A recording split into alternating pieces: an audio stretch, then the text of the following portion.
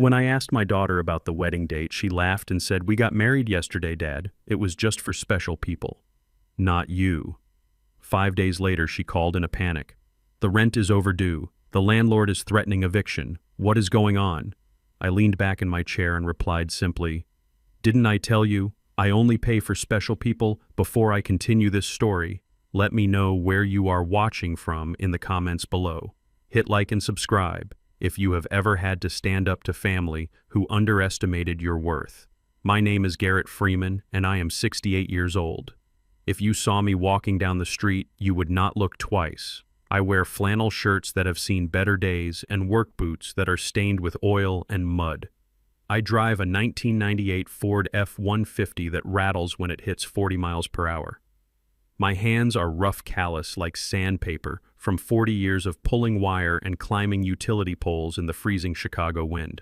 Most people look at me and see a retired handyman or a man who barely scraped by his whole life. That is exactly how I like it. Silence is a powerful thing. It lets you hear what people really think when they assume you have nothing. My daughter Kendra and her new husband Blake certainly thought I had nothing.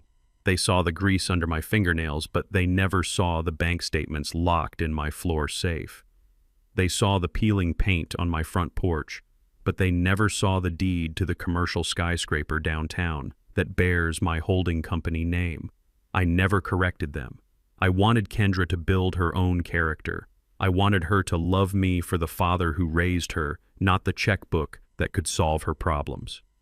It was a Saturday morning, and the air in my garage smelled of old oil and sawdust. It was my sanctuary. I was wiping down a socket wrench, enjoying the quiet hum of the refrigerator in the corner. I had been thinking about the wedding for months. Kendra had been vague about the details. Every time I asked, she would say, "Oh, Dad, we are still finalizing the venue," or "Dad, do not worry about it yet, it is going to be small." But I knew Blake came from a family that did not do small. His parents, the Sterlings, were old money, or at least they acted like it. I wiped my hands on a rag and pulled my phone from my pocket. I needed to know the date. I wanted to go to the tailor on 47th Street. I had not bought a custom suit in 20 years, but for my little girl walking down the aisle, I wanted to look sharp. I wanted to make her proud. I dialed her number. It rang 4 times before she picked up. "Hey, Dad, make it quick, we are busy." Her voice was breathless, loud. She had me on speakerphone. I could hear clinking glasses in the background and the low thrum of jazz music. I could hear Blake laughing at something someone else said. "Hi, honey, I am sorry to bother you," I said, keeping my voice gentle. I was just looking at my calendar. "I need to know the date of the wedding so I can get fitted for a suit. I want to make sure I match the color scheme." There was a sudden silence on the other end. The background noise seemed to drop away, or maybe someone turned the volume down. Then came a sound that hit me harder than any physical blow ever could. It was a giggle. A nervous, dismissive giggle. "Oh, Dad." Kendra's voice was dripping with a strange mixture of pity and annoyance. "We already did it." I froze. The rag in my hand stopped moving. I stared at the oil stain on my workbench. "What do you mean you already did it?" "Yesterday, Dad. We got married yesterday at the country club. It was beautiful. The weather was perfect." I felt a cold numbness spread from my chest to my fingertips. Yesterday. My only child. The girl I had braided hair for. The girl I had taught to ride a bike. The girl who cried on my shoulder when she didn't get into her first choice of college. She got married yesterday, and I was standing in my garage wiping tools. Why, I whispered. "Why didn't you tell me?" Blake's voice cut in booming through the speakerphone. He sounded arrogant, smooth, and slightly drunk. "Look, Garrett, don't make this a thing. My parents paid for the venue, so they handled the guest list. It was a very exclusive event, very high society. Honestly, we just didn't think you would fit in." "Fit in?" The words hung in the dusty air of my garage. Kendra chimed in her voice, rushing to justify him. "Blake is right, Dad. It was an intimate thing. Just for special people. You know, influential people, investors, friends of the Sterlings. We didn't want you to feel uncomfortable. You know how you get around fancy crowds. You would have just stood in the corner in your old clothes. It would have been embarrassing for everyone. Special people." I looked down at the workbench. Resting there right next to my toolbox was a cream-colored envelope. Inside was a cashier's check I had drawn up the day before, $50,000. It was my wedding gift to them. A down payment on a house so they wouldn't have to keep renting that overpriced penthouse apartment. I had worked overtime shifts in blizzards for that money. I had climbed poles when the ice was an inch thick and the wind was howling like a banshee just to put that money aside for this day. Embarrassing, I repeated slowly. Yeah, Dad, embarrassing, Blake laughed. Imagine that rusty truck of yours pulling up to the valet stand next to Porsches and Bentleys. They might have tried to tow you. The disrespect was not a sudden slap. It was a slow suffocation. It was the culmination of years of small slights. Years of Kendra rolling her eyes when I told stories about my work. Years of Blake making jokes about blue-collar workers while drinking beer I bought. I reached out and picked up the envelope. My hand was steady, steadier than it should have been. So I am not a special person, I asked. My voice was flat, devoid of the rage that was building like a pressure cooker inside my gut. Don't be dramatic, Dad, Kendra sighed. We will come visit you in a few weeks. Maybe we can have a barbecue in your backyard or something. That is more your speed. Just let us enjoy our weekend. We are celebrating. Celebrating. They were celebrating their union by excluding the man who made it possible. My mind flashed back 20 years. I saw myself sitting in a cold hospital waiting room, still wearing my work boots, smelling of ozone and sweat. My wife Sarah had just passed. An aneurysm. Sudden, brutal. Kendra was 6 years old. I remembered looking at her sleeping on the plastic chair, her thumb in her mouth. I remembered promising her that she would never want for anything. I worked 3 jobs. I was a lineman by day, a janitor by night, and I flipped houses on the weekends before flipping houses was a trend on television. I saved every penny. I wore the same coat for 12 years so she could wear brand-name jeans. I ate bologna sandwiches in my truck so she could have a meal plan at the private university. And now I wasn't special enough to see her say I do. I took my lighter from my pocket. It was an old Zippo, scratched and worn. I flicked it open. The flame danced in the dim light of the garage. Okay, I said. I understand. Really? Kendra sounded relieved. Thanks for not making a scene, Dad. We knew you would get it eventually. Oh, I get it. I get it perfectly.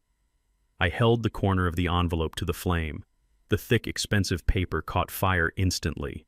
The fire curled upward, turning the cashier's check into black ash. $50,000. Gone in seconds. I watched the numbers disappear. The ink bubbled and vanished. I felt a strange sense of release. It wasn't anger anymore. It was clarity. One more thing, Dad, Kendra said. Since we are married now, we are going to need a bigger place soon. Blake's startup is going to take off any day now, but until then we might need you to cover the lease on the penthouse for another year, just until we get settled. I dropped the burning remains of the check onto the concrete floor and crushed the embers with the heel of my boot. You want me to pay the rent? Well, yeah. You have been paying it for 3 years, Dad. It is not a big deal. Consider it your wedding contribution since you didn't have to buy a suit or a gift. I closed my eyes and took a deep breath, inhaling the scent of gasoline and old wood. Sure, Kendra, I said. Don't worry about the rent. Thanks, Dad, you're the best. We have to go.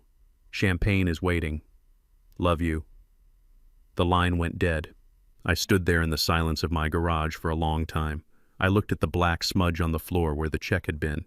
They thought I was a resource, a bottomless well they could draw from while treating me like the dirt around the rim.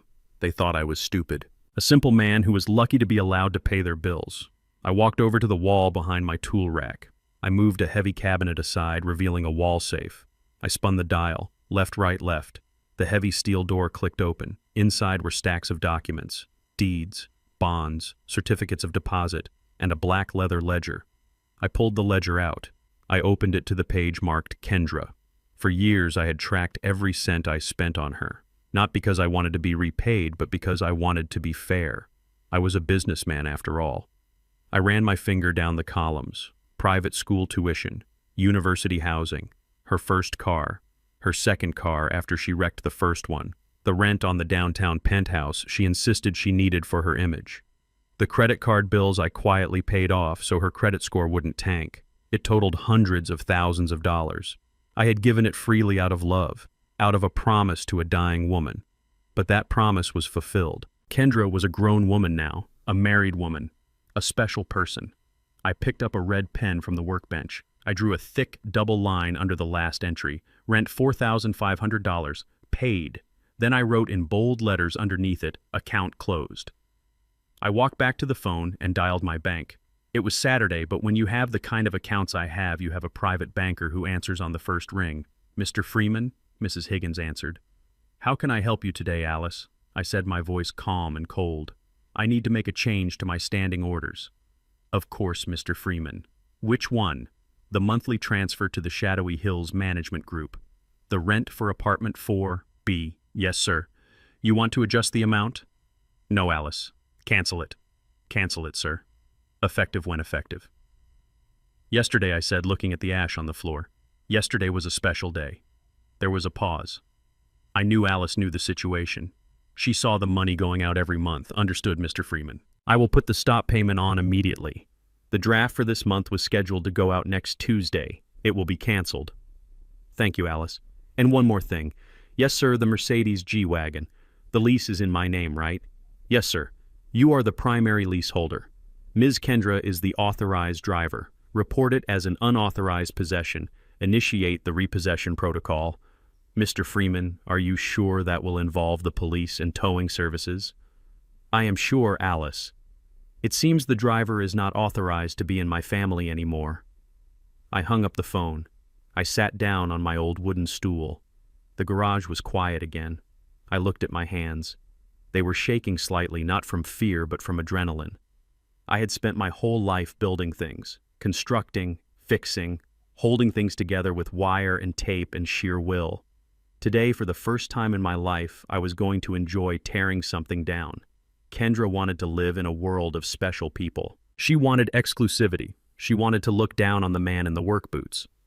I picked up the rag and went back to cleaning my wrench. Well, congratulations, sweetheart. You just graduated. Welcome to the real world. I knew it would take about 5 days. The landlord at the Weston Tower was a shark. I knew him. In fact, I had played golf with him twice last year, though he knew me as Mr. G, not Kendra's father. He didn't tolerate late payments. I waited. I went about my routine. I fixed the gutter on the back porch. I watched the football game on Sunday. I ate my dinner in peace. Wednesday came. Then Thursday. On Friday morning, exactly 5 days after the wedding call, my phone rang. It was Kendra. I let it ring 3 times before answering. I put it on speakerphone and set it on the workbench, just like I had done before.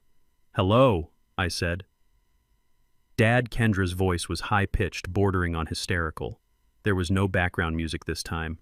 No laughter, just the sound of panic. Dad, what is going on? The landlord just called. He said the rent check bounced. He said he hasn't received the transfer. He posted a notice on our door. Dad, a bright orange notice, the neighbors can see it. I picked up a screwdriver and examined the tip. Oh, that is strange, I said. Strange. It is a disaster. Blake is freaking out. He has a meeting here in an hour with an investor. We can't have an eviction notice on the door. You have to fix this. Call the bank. Transfer the money right now. I leaned in close to the phone. I can't do that, Kendra. What do you mean you can't? Did you lose your job? Did something happen? No, I said. I didn't lose anything. I actually gained something. I gained clarity. Dad, what are you talking about? Just send the money. I smiled. It was a cold, hard smile. I told you, Kendra. I canceled the payment. You what? Why? Because of what you said on Saturday. What did I say? Dad, stop playing games. You said the wedding was for special people. You said I wouldn't fit in. You were right. I don't fit in with people who live in penthouses they can't afford. I don't fit in with people who mock the hands that feed them. Dad, please, you are overreacting. It was just a wedding. And this is just rent, I said. You are a special person now, Kendra. You have a rich husband with a startup. You have the Sterlings. Surely special people can pay their own rent. Dad, stop it. Blake doesn't have the money yet. The investors are still. That sounds like a special person problem, I interrupted. Dad, please. Didn't I tell you? Tell me what, she screamed. I only pay for special people. And sweetheart, you just became very ordinary. I hung up the phone. Then I blocked the number. I stood up and walked out of the garage into the bright morning sunlight. Ideally, I would have felt sad. A father should feel sad when he cuts off his child. But I didn't feel sad. I felt like I had finally put down a heavy load I had been carrying up a hill for 20 years. But I knew this wasn't over. I knew Blake. I knew his pride. And I knew they wouldn't just accept this. They would come for me. They would come to my house with their expensive car and their arrogance, and they would try to bully the old handyman. Let them come. I looked at the driveway. I looked at the property line. I walked back into the house and made a pot of coffee. It was going to be an interesting afternoon. The silence in my house over the next 5 days was heavy, but it was not empty. It was the kind of silence that fills a room before a thunderstorm breaks. I went about my daily routine with a mechanical precision. I woke up at 5 in the morning just like I had for 40 years. I brewed my coffee black and strong.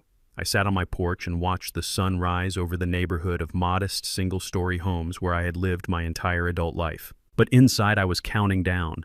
I knew the rhythm of my daughter's life better than she knew it herself. I knew that on the first of the month she ignored her bills. On the second she went shopping to make herself feel better about the bills she had ignored. On the third she complained to Blake about money. And on the fifth she called me. The 5th of the month was rent day for the penthouse at the Westin Tower. I had set up the automatic transfer 3 years ago. It was the day she moved in with Blake. I remember standing in the lobby of that building looking at the marble floors and the doorman in the gold-braided uniform. I remembered thinking that the rent for that one apartment was more than my father had made in an entire year of sharecropping. I remembered signing the guarantee papers, while Blake stood by the window complaining about the view of the city not being panoramic enough. I had paid that rent every single month for 36 months. $162,000, enough to buy a house in my neighborhood cash, enough to put a child through medical school. And I had done it because I wanted her to be safe. Because I wanted her to have the start in life I never had. But safety is one thing. Disrespect is another. Wednesday passed, then Thursday. I checked my online banking app on my phone. The balance in my checking account sat there unchanged. The automatic transfer labeled Kendra Rent Support had a red line through it. Status canceled. It looked beautiful. Friday morning arrived. The 5th. I was in the kitchen frying bacon in my cast iron skillet. The smell of the grease was comforting. It was honest. It smelled like home. At 9 in the morning exactly, my phone buzzed on the counter. The screen lit up with her face. It was a photo from her college graduation, the one where she was actually smiling at me. I looked at it and felt a pang of old grief, but I swallowed it down with a sip of hot coffee. I wiped my hands on a paper towel and tapped the speaker button. Dad. There was no hello, no how are you, no apology for the wedding snub. Her voice was sharp, tight, and edged with a panic she was trying to disguise as annoyance. "Good morning, Kendra," I said calmly, flipping a strip of bacon. "Dad, did you change banks or something?" I leaned against the counter, crossing my ankles.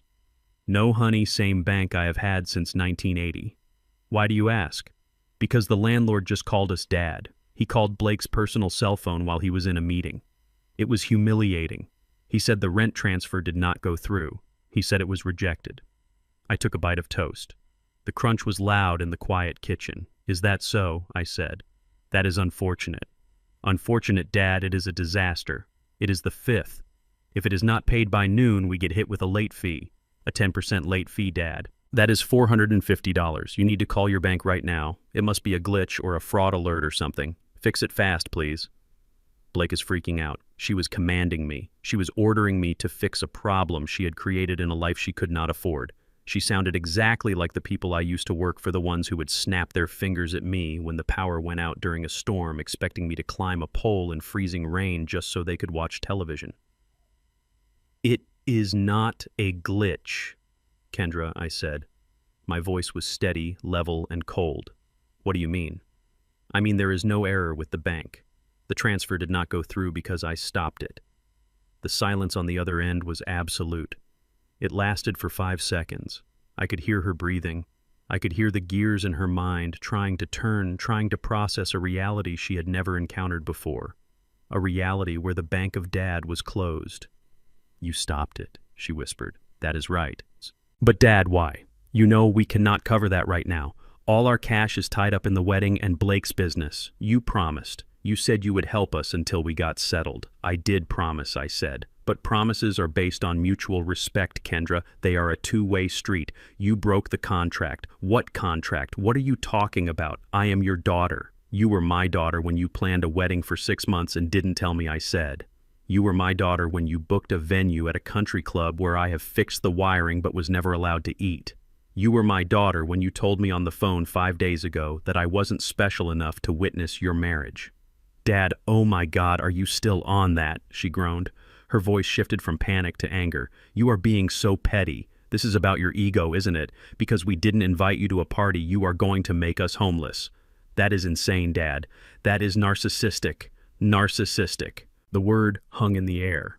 I looked around my kitchen. My laminate countertops from the 90s. My linoleum floor. My second-hand refrigerator. I thought about the $4,500 a month I sent to a building where the lobby smelled like expensive perfume and old money.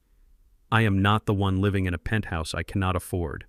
Kendra, I said, I am not the one who needs to pretend to be rich to impress people who do not care about me. Dad, stop lecturing me, she snapped.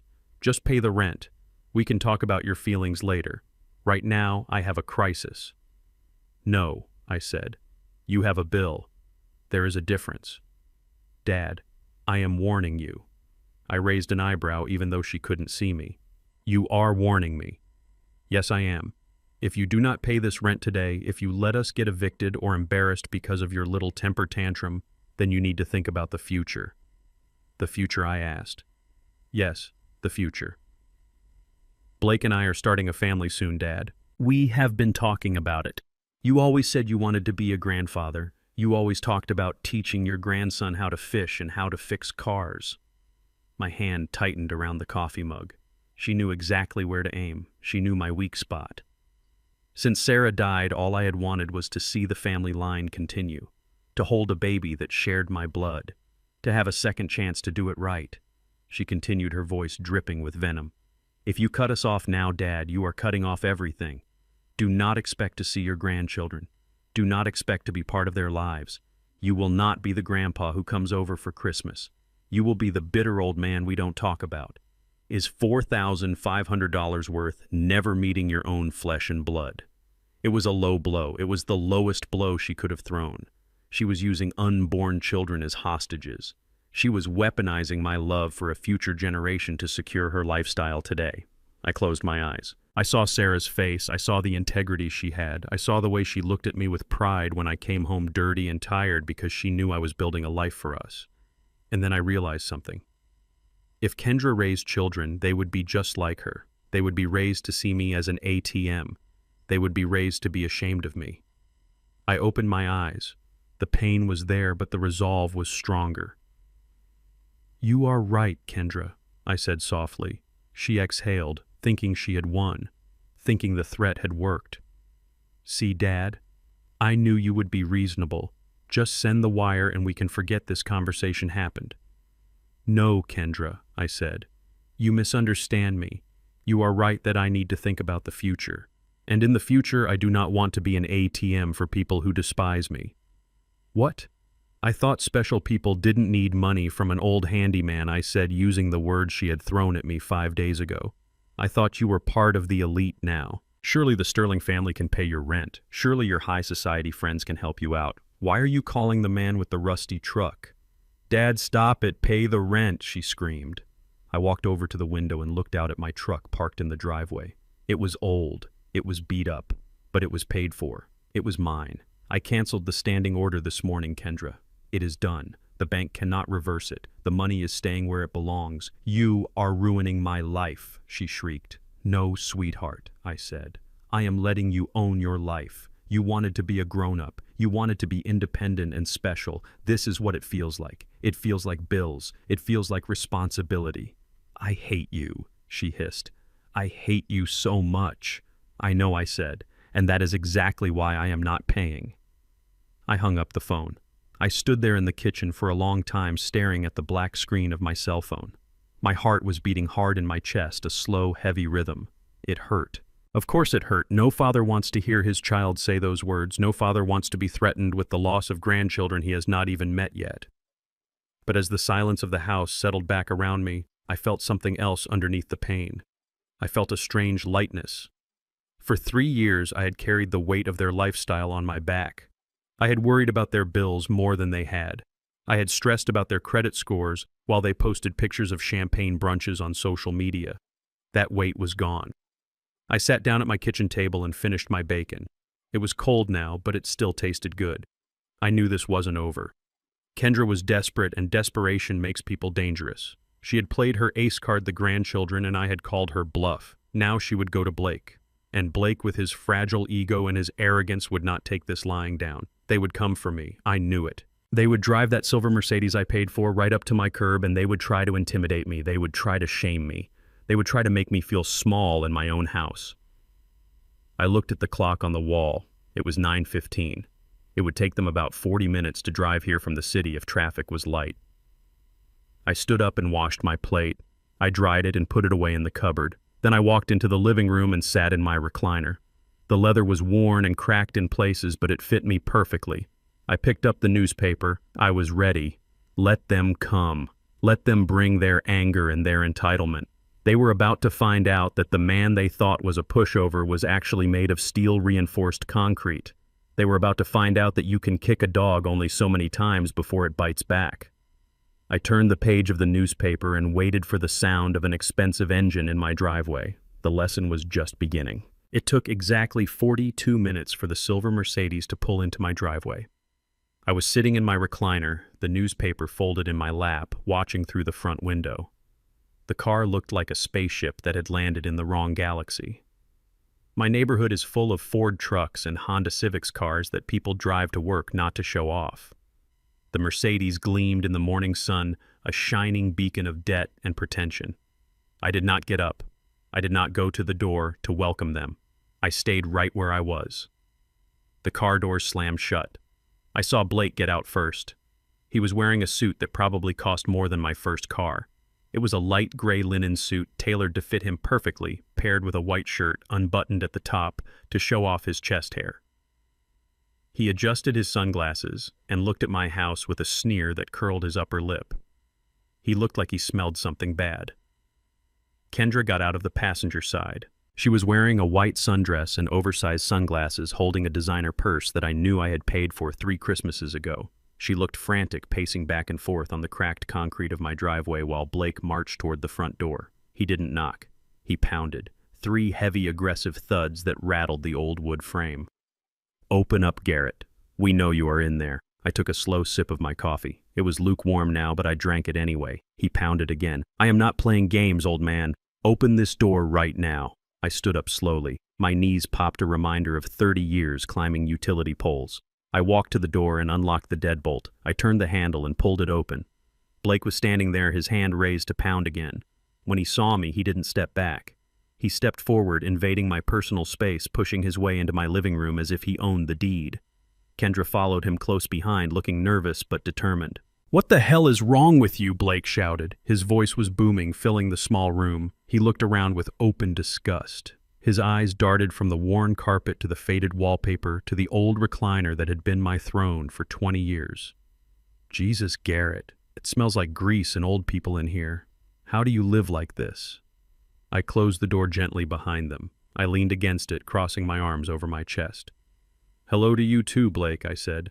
"To what do I owe the pleasure of this intrusion?" "Intrusion?" Blake laughed, a harsh barking sound. "You are the one intruding on our lives, Garrett. You are the one sabotaging us. You cut off the rent. You threatened to tow the car. Who do you think you are?" "I am the man whose name is on the lease," I said calmly.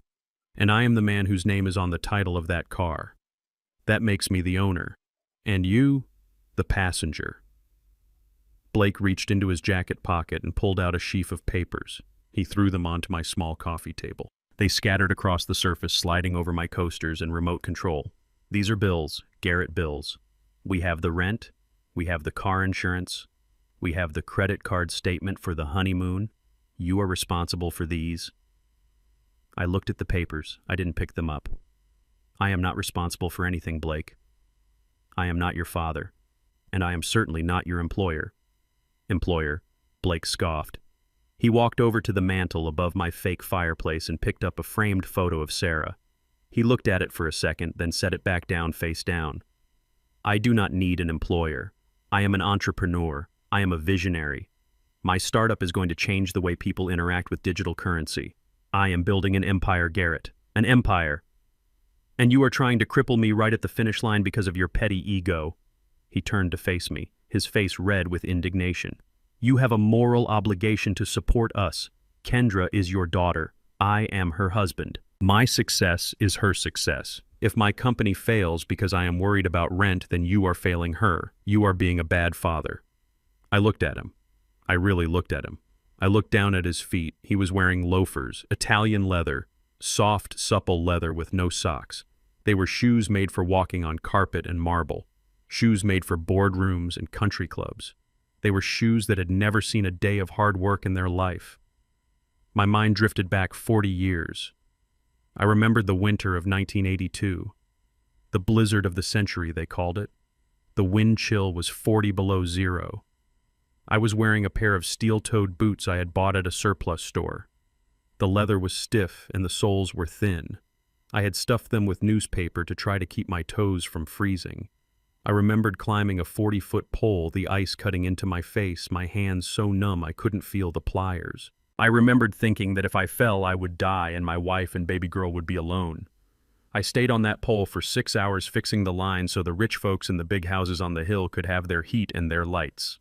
When I came down, my boots were frozen solid. I had to cut the laces to get them off. My feet were blue. And here was this boy standing in my living room in shoes that cost more than I made that entire winter, telling me about his empire, telling me about my obligations. He had never known what it meant to be cold. He had never known what it meant to be hungry so your child could eat. He thought building an empire meant convincing people to give you money for an app that didn't exist yet. Garrett, are you listening to me? Blake shouted, snapping his fingers in front of my face. I blinked, coming back to the present. I hear you, Blake, I said. You are loud. It is hard not to hear you, then fix this. Write a check. Transfer the funds. Apologize to Kendra and maybe we will let you see the grandkids when they come. But right now you are on thin ice. Old man, very thin ice. Kendra stepped forward then. She put a hand on Blake's arm, but she was looking at me. Dad, please, just pay it. Blake is under a lot of stress. The investors are watching us. We cannot look poor. We cannot look like we are struggling. It ruins the image. You know how it is. I looked at my daughter, the girl I had carried on my shoulders, the girl I had taught to drive in the very truck that Blake had mocked. I do not know how it is, Kendra, I said softly. I have never cared about image. I cared about reality. And the reality is, you are broke. How dare you? Blake stepped closer, his face inches from mine. You do not talk to her like that. You do not talk to us like that. You are a nobody, Garrett. A handyman, a grease monkey. You fixed wires for a living. I am creating the future. You should be honored to support us. You should be thanking me for elevating your daughter to a station you could never reach. He poked me in the chest, a hard jab with his index finger. Now get your checkbook, and do it fast. We have a lunch reservation at 1. Something inside me clicked.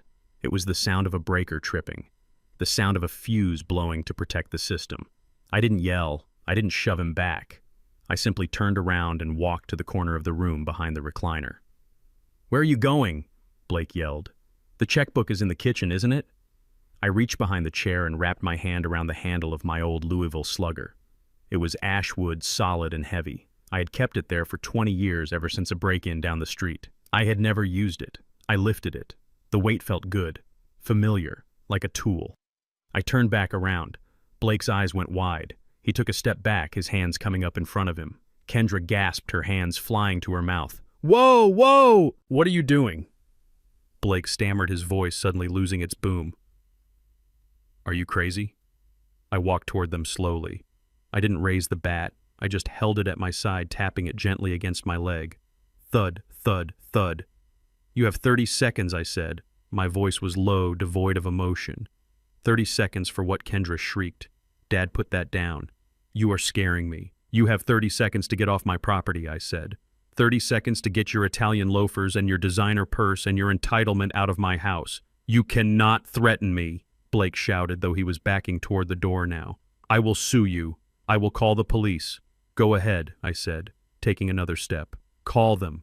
Tell them you broke into a man's house and demanded money. Tell them you assaulted a senior citizen in his own living room. See who they arrest. I am not leaving until I get my money, Blake yelled, but his back was against the door now. 20 seconds, I said. Dad, stop. Kendra was crying now, real tears of fear. This is insane.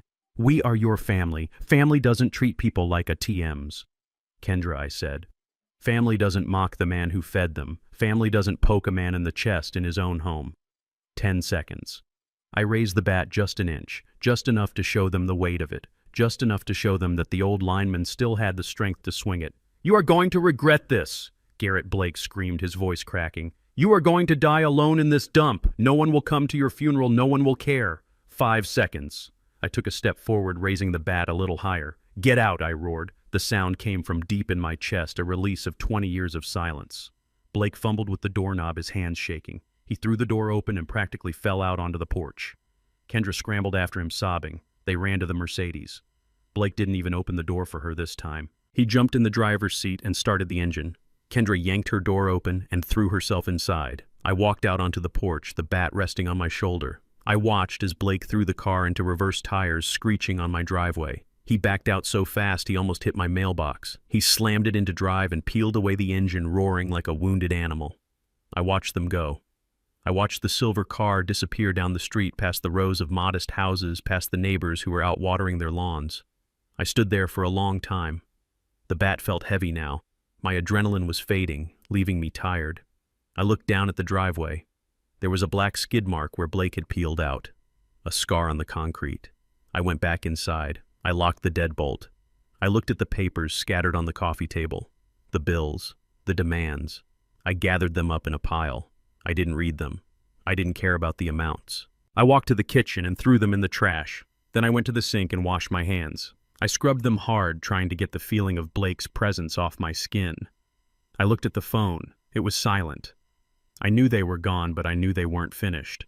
Blake was a coward, but cowards are dangerous when they are cornered. He needed money. He needed it bad, and he knew I had it. He wouldn't come back here, not with the bat, but he would try something else. He would try to be clever. He would try to use the system against me. I walked to my office, a small room off the kitchen. I sat down at my desk and pulled out a file. It was labeled Asset Protection. I picked up the phone and dialed a number I hadn't called in a while. Cohen and Associates Law Firm, a voice answered. I need to speak to Saul, I said. It is Garrett Freeman. Hold, please, Mr. Freeman. A moment later, a gravelly voice came on the line. Garrett, you old son of a gun. I haven't heard from you since we closed on the mall deal. What can I do for you? Saul, I said, leaning back in my chair. I need you to activate the prodigal child protocol. There was a pause. You sure, Garrett? That is the nuclear option. Once we start that ball rolling, it is hard to stop. It involves asset freezes, title transfers, the whole 9 yards. I am sure, Saul. They came to my house today. They threatened me. They what? They demanded money, Saul. They insulted me. And they tried to use my grandkids as leverage. Say no more, Garrett. I will have the paperwork ready by this afternoon. Do you want to start with the car? Start with the car, I said. And Saul, yeah, Garrett. Find out who holds the debt on Blake's startup. I want to buy it. I heard Saul chuckle. It was a dry, dusty sound. You are a cold man, Garrett. I am a businessman, Saul, and I just found a distressed asset I want to liquidate. I hung up the phone. I looked out the window at the empty driveway. The sun was high in the sky now. It was a beautiful day. I wasn't a special person. I wasn't elite. But I was about to teach the elites a lesson they would never forget. The lesson of what happens when you wake a sleeping giant. I stood up and went to the garage. I had work to do. I had a truck to fix and an empire to dismantle. The silver Mercedes tore down the asphalt of Interstate 90, weaving in and out of the Saturday morning traffic. Inside the cabin, the air was thick enough to choke on. The smell of expensive leather, usually a source of pride for Blake, now felt suffocating. He gripped the steering wheel so hard his knuckles were white, his eyes darting constantly to the rearview mirror as if he expected the old man to be chasing them with that baseball bat. But the road behind them was clear. Kendra sat in the passenger seat, clutching her designer bag to her chest, her breathing shallow and ragged.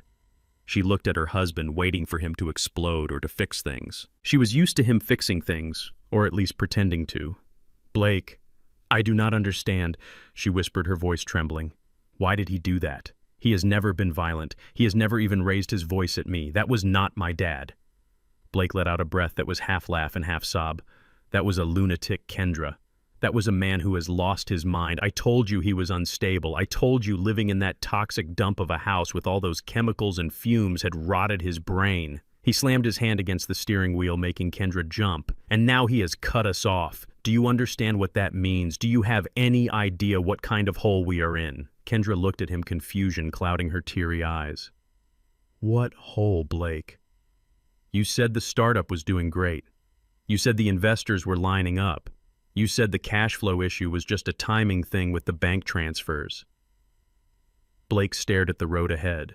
The speedometer crept past 80. He couldn't lie anymore. Not entirely. The walls were closing in and he needed an accomplice, not just a wife. The investors are cautious, Kendra, he said, choosing his words carefully. They want to see liquidity. They want to see stability. And my credit cards. He paused, swallowing hard. My cards are maxed out, Kendra. All of them. The Amex, the Visa, the business line of credit. I put everything into the launch. The marketing, the office space, the dinners to woo clients. It costs money to make money. How much? Kendra asked, her voice barely audible over the hum of the engine. 80,000, Blake said. The number hung in the air like a poisonous gas. $80,000, Kendra shrieked. You told me we were debt-free. You told me the wedding was paid for by your parents. My parents paid for the venue, Blake snapped. I paid for the rest. The flowers, the band, your dress. That dress cost $12,000, Kendra. Do you think that money fell out of the sky? I did it for you. I did it to give you the wedding you deserved. And now I have creditors calling my personal cell phone 5 times a day. I have a balloon payment due on the business loan next week. If I miss it, they liquidate the company. They take everything. Kendra stared at him, horror dawning on her face. She looked out the window at the passing scenery, the suburban strip malls and car dealerships blurring into streaks of color. So we are broke, she whispered. We are illiquid, Blake corrected sharply. There is a difference. We have assets. We have potential. But right now we need cash. We need a bridge loan. And your father was supposed to be that bridge. He merged into the left lane, cutting off a minivan without signaling. We need to think strategically, Kendra. Your father is sitting on a gold mine. That land he lives on. It is a double lot in a developing zone. Developers would pay $500,000 for that dirt just to bulldoze that shack. And then there is his pension, his Social Security, Joel. Whatever he has stashed in those accounts he hides. He glanced at her, his eyes cold and calculating. He attacked us, Kendra. He threatened us with a deadly weapon. You saw it. I saw it. That is assault. That is evidence of mental decline. What are you saying? Kendra asked, shrinking away from him slightly. I am saying he is a danger to himself and others, Blake said, his voice dropping to a conspiratorial whisper. He is clearly suffering from dementia or some kind of psychotic break. Normal people do not hoard money and then attack their children with baseball bats. Normal people do not cut off their family over a wedding invitation. He is sick, Kendra, and it is our duty as his family to help him. Help him how? We need to get him into a facility, Blake said. A safe place, a controlled environment where he can be monitored. A nursing home, Kendra asked. But Dad hates hospitals. He would never go. It is not up to him anymore, Blake said firmly. Not after today. We go to court. We file for emergency guardianship. We tell the judge he was violent and erratic. We tell them he is living in squalor. Once we have guardianship, we control his assets. He let the idea sink in. We sell the house.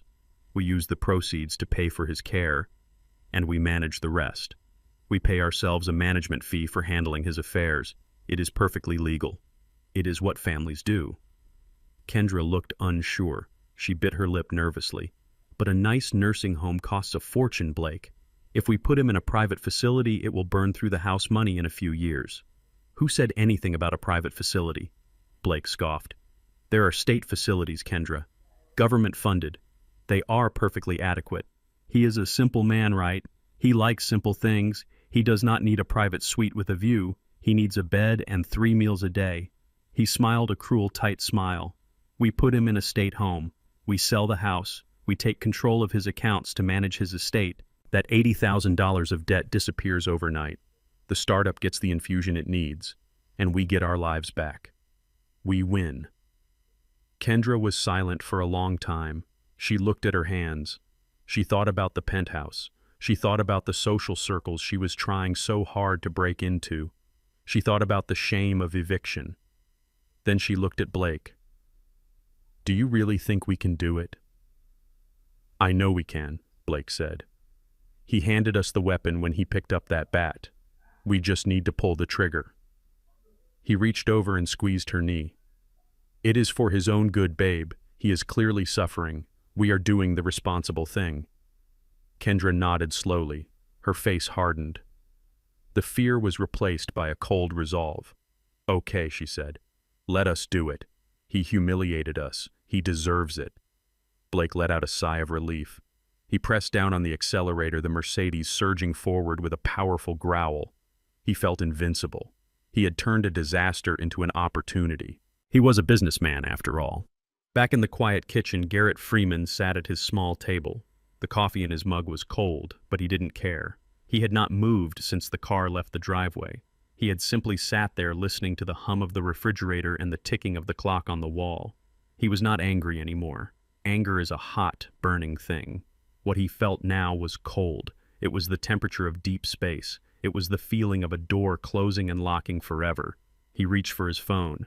He dialed a number he knew by heart. It was a private line, a line that bypassed secretaries and automated menus. Cohen, speaking a voice, answered immediately.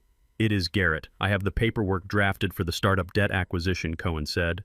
"My team is moving fast. We should own his liabilities by Monday morning."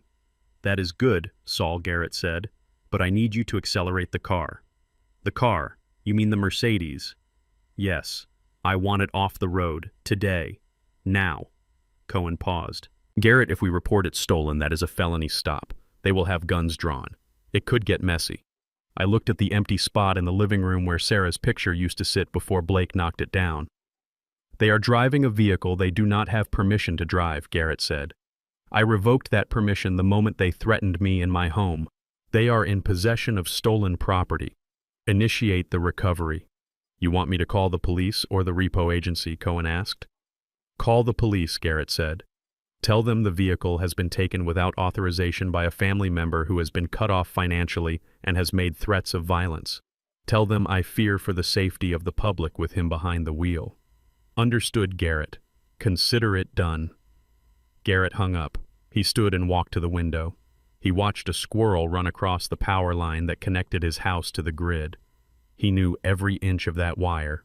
He knew how fragile the connection was. One snap, and the lights went out. Blake and Kendra were speeding down the highway, surrounded by leather and steel and the illusion of safety. They thought they were the predators planning how to carve up the old man's life. They didn't know they were already prey. 10 miles away on the interstate, Blake was feeling better. The plan was solid. He would call his lawyer friend as soon as they got to the city. They would draft the petition for incompetency over lunch. He turned up the music. A heavy bass beat filled the cabin, vibrating through the seats. "We are going to be fine, babe," he shouted over the music. "Better than fine. We are going to be rich." Kendra smiled weakly, adjusting her sunglasses. "I just want this to be over," she said. "I just want him to be handled." Suddenly the music cut out. The infotainment screen on the dashboard went black. "That is weird," Blake said, tapping the screen. Then the engine sputtered. The smooth purr of the German engineering turned into a rough cough. The car began to decelerate. "What is happening?" Kendra asked, panic rising in her voice again. "I do not know," Blake said, pressing the gas pedal. Nothing happened. The car was losing power. "It is entering limp mode." Blue and red lights exploded in the rearview mirror. Not one police car. 3 of them. "Oh God," Blake said. "Is it a speed trap? I wasn't going that fast." He steered the dying car onto the shoulder. The power steering was heavy, fighting him. He wrestled the wheel, bringing the heavy SUV to a stop on the gravel strip beside the highway. The police cars pulled in behind them. They didn't park normally. They fanned out, blocking the lane, creating a barrier. "Stay in the car," Blake hissed. "Let me handle this. I will tell them we are having mechanical trouble." He reached for the door handle. Before he could open it, a voice boomed over a loudspeaker. "Driver of the silver Mercedes, turn off the vehicle. Place your keys on the dashboard. Put your hands out the window. Do it now." Blake froze. "What the hell?" he whispered. "Do it now!" the voice roared. Blake's hands were shaking so bad he dropped the keys twice before he managed to put them on the dash. He rolled down the window and stuck his hands out into the cold air. Passenger, put your hands on the dashboard where we can see them. Kendra was sobbing now. Her hands were trembling as she pressed them against the leather dash. Dad did this, she wailed. I know he did. Blake watched in the side mirror as two officers approached the car. Their hands were resting on their holsters. They looked serious. They looked like they were approaching a crime scene, not a breakdown. One officer came to Blake's window. He was a large man with mirrored sunglasses. Step out of the vehicle, sir. Slowly. Blake opened the door and stepped out. His legs felt like jelly. Officer, there is a misunderstanding, Blake stammered. This is my father-in-law's car. I am authorized to drive it. Turn around, face the vehicle, hands behind your back. Blake felt the cold steel of handcuffs click onto his wrists. The metal bit into his skin. You are under arrest for grand theft auto and unauthorized use of a motor vehicle, the officer said, reciting the words with practiced indifference. The owner reported this vehicle stolen 30 minutes ago. Stolen. Blake screamed as he was shoved against the hot metal of the car door. I didn't steal it. I pay the lease. Well, he pays the lease, but it is my car. Not anymore, sir, the officer said. He looked over at Kendra, who was being pulled out of the passenger side by a female officer. She was screaming, kicking her heels, dragging in the gravel. My dad is Garrett Freeman, she yelled. Call him. He will tell you this is a mistake. The officer looked at Blake with a look of pure pity mixed with disgust. Mr. Freeman is the one who called it in, son. He said you threatened him and took the vehicle by force. Blake watched as a tow truck backed up toward the Mercedes. It was a flatbed. The driver hopped out wearing coveralls that looked exactly like the ones Garrett wore. He started hooking chains to the undercarriage. Blake looked at his Italian loafers now covered in roadside dust and grime. He looked at Kendra, who was being led into the back of a squad car. Her designer dress twisted her face a mask of running mascara. He realized then that the old man hadn't just cut them off. He had declared war. And for the first time in his life, Blake Sterling was terrified. The officer grabbed Blake's arm and marched him toward the patrol car. As he was pushed into the back seat, the smell of stale sweat and plastic hitting his nose, he saw the tow truck lift the Mercedes into the air. It looked like a trophy being hoisted. We are going to sue him, Blake muttered to himself, rocking back and forth. We are going to destroy him. But deep down in the pit of his stomach, a cold, heavy stone was forming. He knew the truth. They had poked the bear, and the bear had just taken its first bite. The sun had barely risen over the rooftops of my neighborhood when I felt the shift in the air. It was a Monday, but it felt like the calm before a hurricane.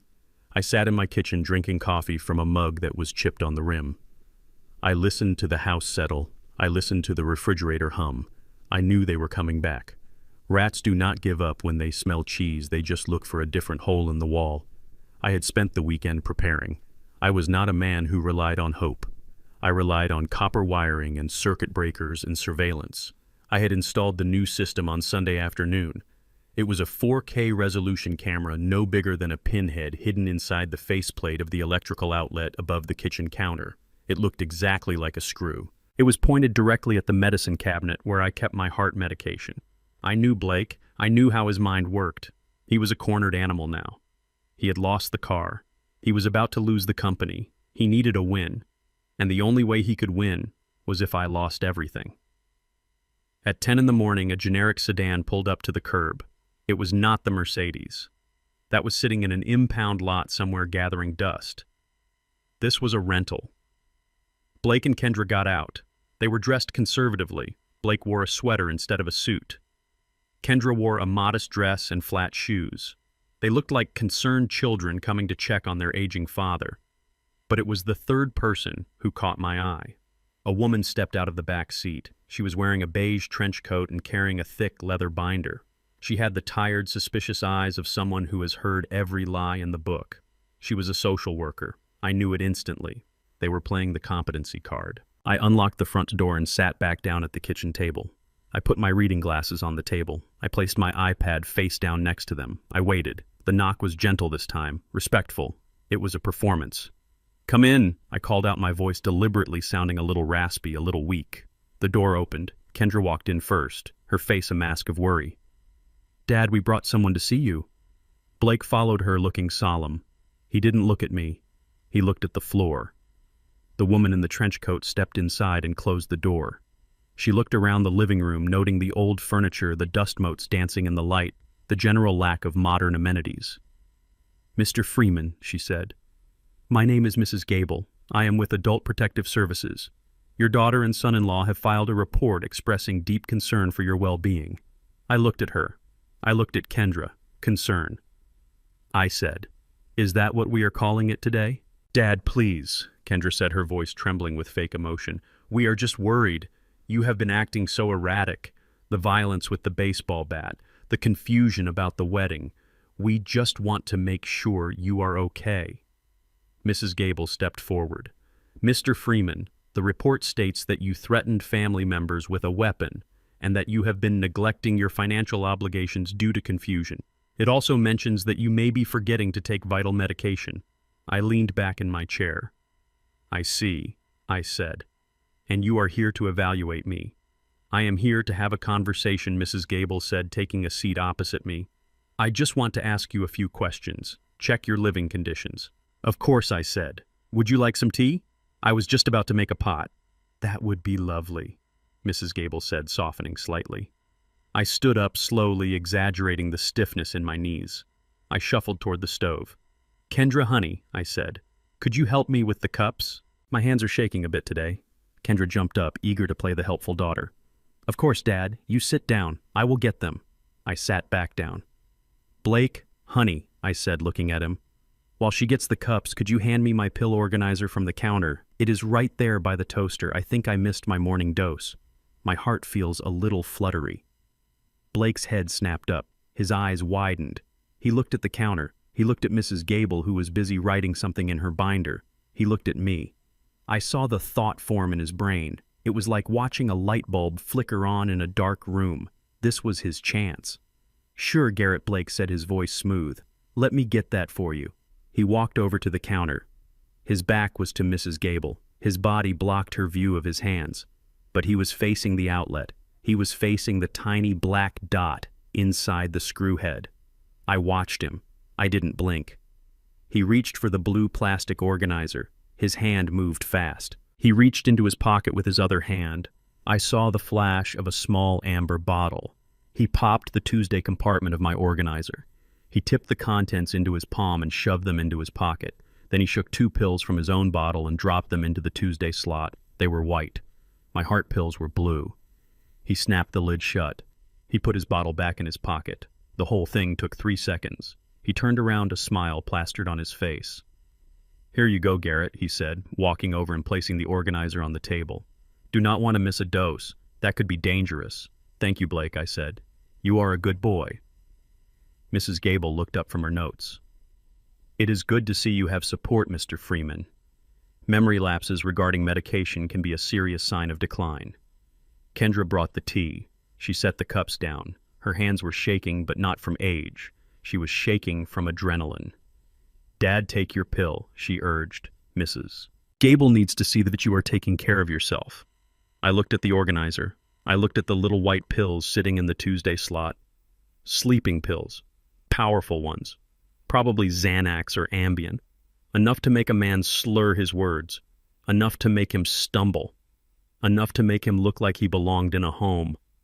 I picked up the organizer. I held it in my hand. "You know, Mrs. Gable," I said. "I have always prided myself on my attention to detail. I was a lineman. You miss a detail in my line of work, you die." Mrs. Gable nodded politely. "That is a very demanding job, Mr. Freeman, but as we age, our faculties can slip without us noticing." "That is true," I said, "but sometimes it is not the mind that slips. Sometimes it is the people around us." Blake shifted in his seat. "Just take the pill, Garrett. Stop rambling." I put the organizer down. I didn't open it. Instead, I picked up my iPad. "I think before we continue with the evaluation, Mrs. Gable," I said, tapping the screen, "we should watch a short movie." "A movie?" Kendra asked, confused. "Dad, what are you doing?" I swiped the screen and tapped the icon for the security app. I selected the live feed history. I rewound it 2 minutes. I turned the iPad around and placed it in the center of the table. The screen was bright and clear. The 4K resolution showed every pore on Blake's face. Mrs. Gable leaned in. On the screen, Blake walked to the counter. The angle was perfect. It was low looking up. It showed his hands clearly. It showed him taking the pills out of the organizer. It showed him taking the bottle from his pocket. It showed the swap. The silence in the room was absolute. It was the silence of a tomb.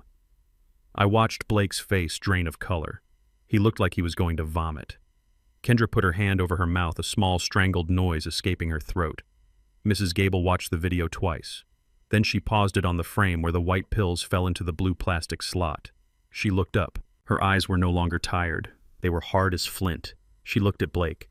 "Mr. Sterling," she said, her voice icy, "what exactly did you just put in Mr. Freeman's medication container?" Blake stammered, I don't, that is not what it looks like. I was just organizing them." He gets confused. "I was helping." Mrs. Gable stood up. She picked up the organizer from the table. She popped the Tuesday slot open. She tipped the white pills into her hand. "Mr. Freeman, what color are your heart pills usually?" "Blue, ma'am," I said. "Small blue ovals." She looked at the round white tablets in her palm. "These look like sedatives," she said. She turned to Blake. "Tampering with a vulnerable adult's medication is a felony, Mr. Sterling. Attempting to chemically alter a senior's mental state during a competency evaluation is fraud." No, you don't understand," Kendra cried, standing up. "My dad is sick. Blake was just trying to calm him down. He gets agitated. We were scared, Mrs." Gable turned her gaze to Kendra. "You filed a report claiming your father was incompetent. You brought me here under the pretense of a safety check. And I just watched your husband attempt to drug him in my presence." She pulled her phone from her pocket. "I am terminating this assessment immediately.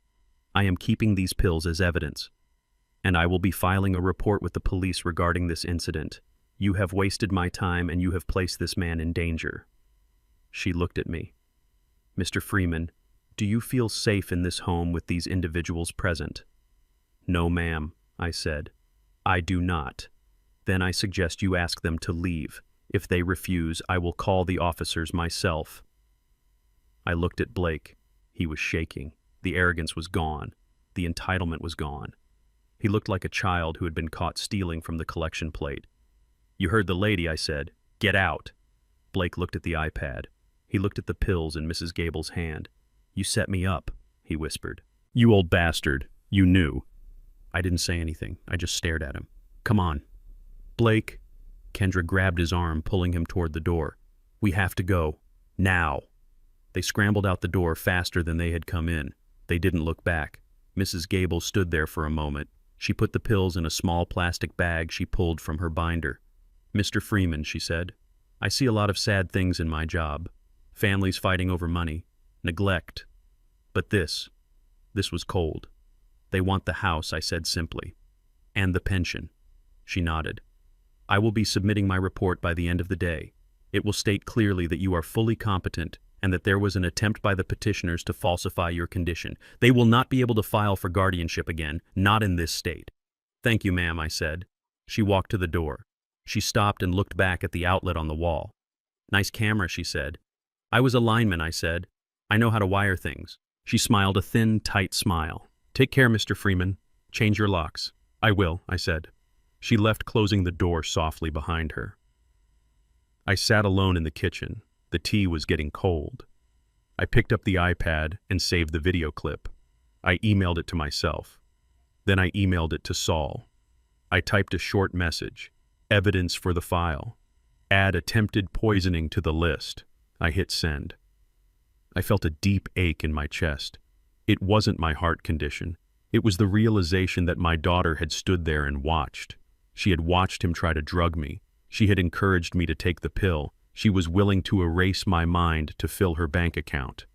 I stood up and walked to the sink. I poured the tea down the drain. The game had changed. They weren't just greedy children anymore. They were dangerous. They were willing to cross lines that couldn't be uncrossed. I walked to the front door and locked the deadbolt. Then I went to the back door and wedged a chair under the handle. I went to my bedroom and opened the closet. I pulled out my old travel bag. I wasn't going to stay here tonight. It wasn't safe. If they were desperate enough to use drugs, they were desperate enough to come back with something worse. I packed a few changes of clothes. I packed my documents. I was going to a hotel, a nice one with security cameras in the lobby and a doorman who checked IDs. I was going to become a special person for a few days. But before I left, I had one more call to make.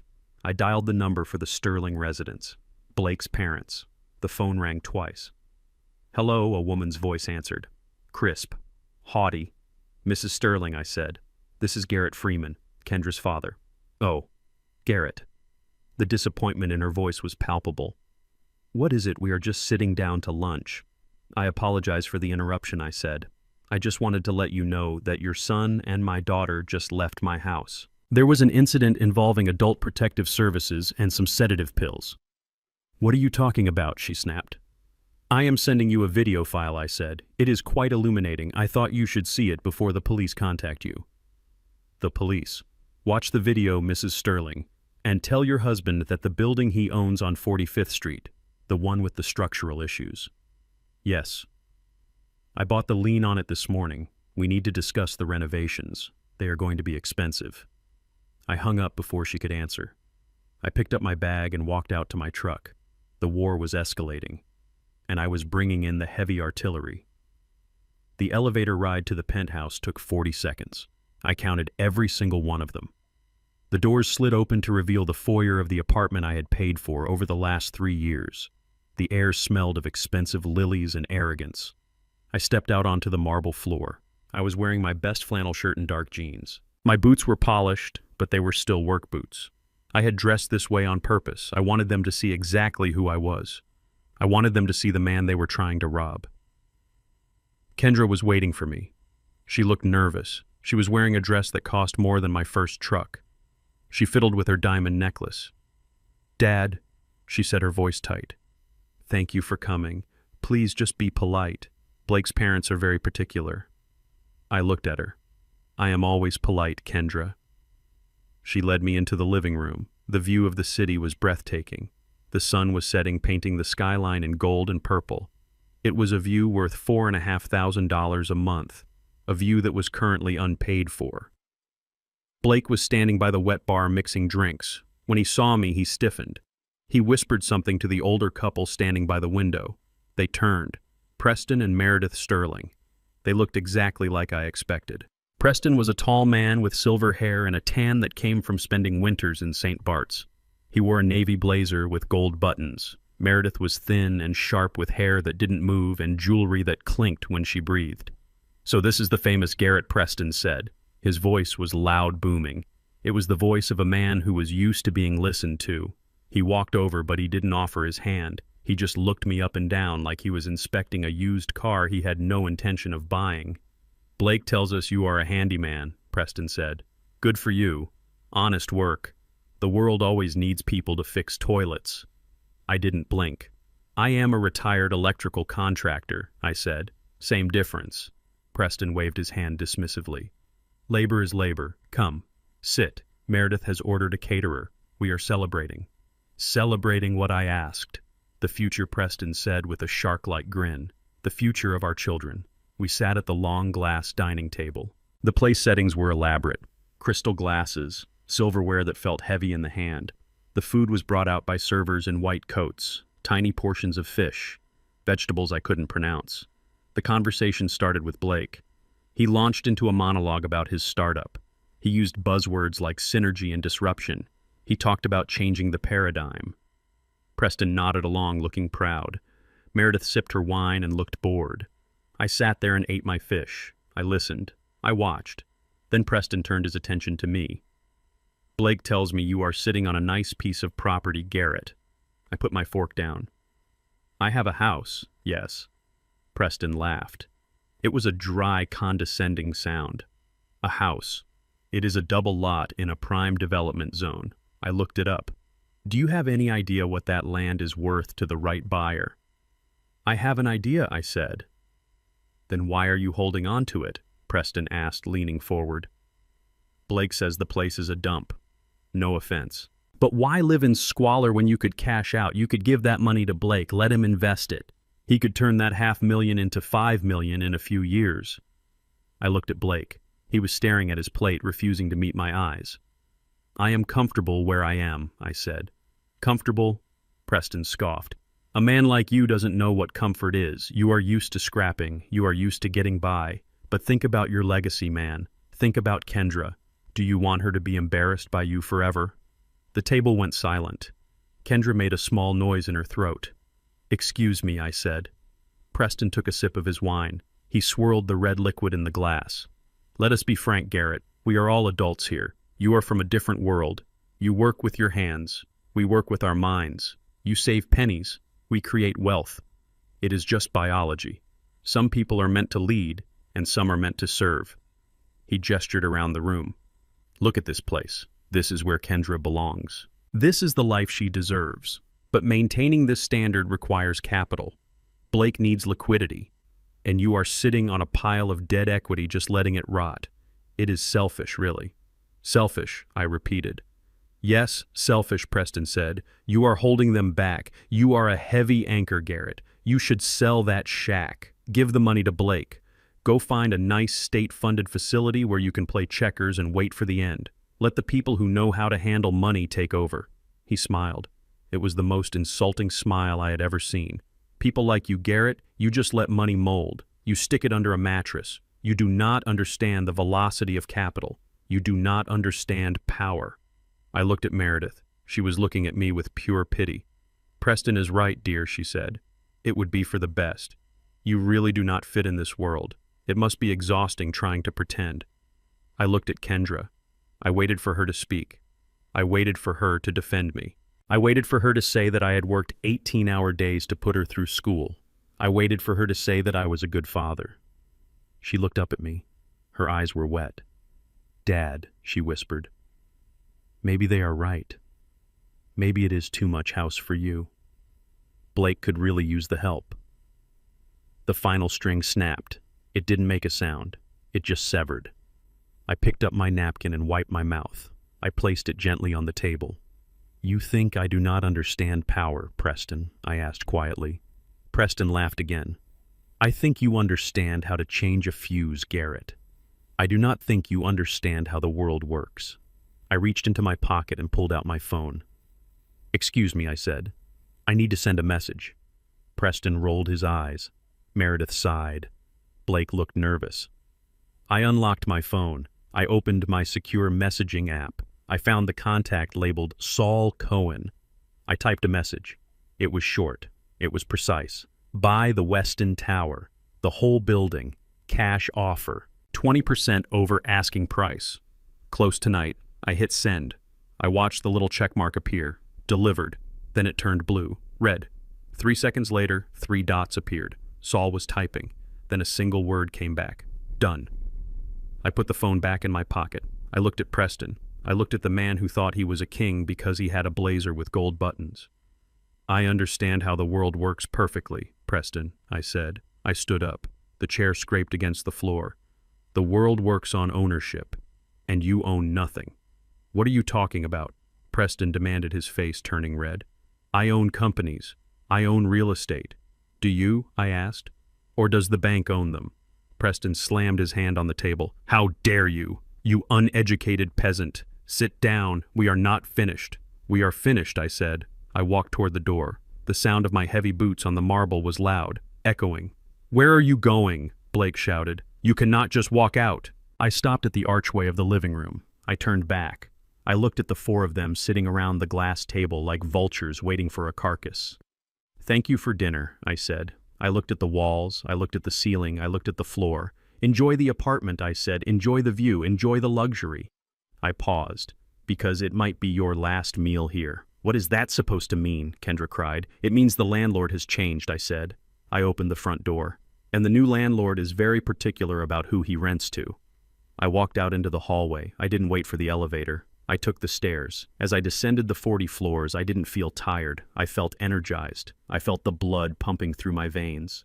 Preston Sterling thought power was a loud voice and a gold button. He thought power was insulting a man in his own language. He was wrong. Power is silence. Power is a text message sent from a dinner table that changes the ownership of a 50-story skyscraper. Power is knowing that while they were eating their fish and drinking their wine, I had just bought the roof over their heads. I walked out of the lobby into the cool night air. I looked up at the building. It was a tower of glass and steel reaching for the stars. And now it was mine. Every brick, every window, every lease, including the lease for Penthouse 4B. I walked to my truck parked around the corner. I climbed in and started the engine. It roared to life, a rough, honest sound. I pulled out into traffic. I drove toward the highway, toward my small house on the double lot. My phone buzzed. It was a notification from my bank. A transfer alert. $120 million had just moved from my holding account. I smiled.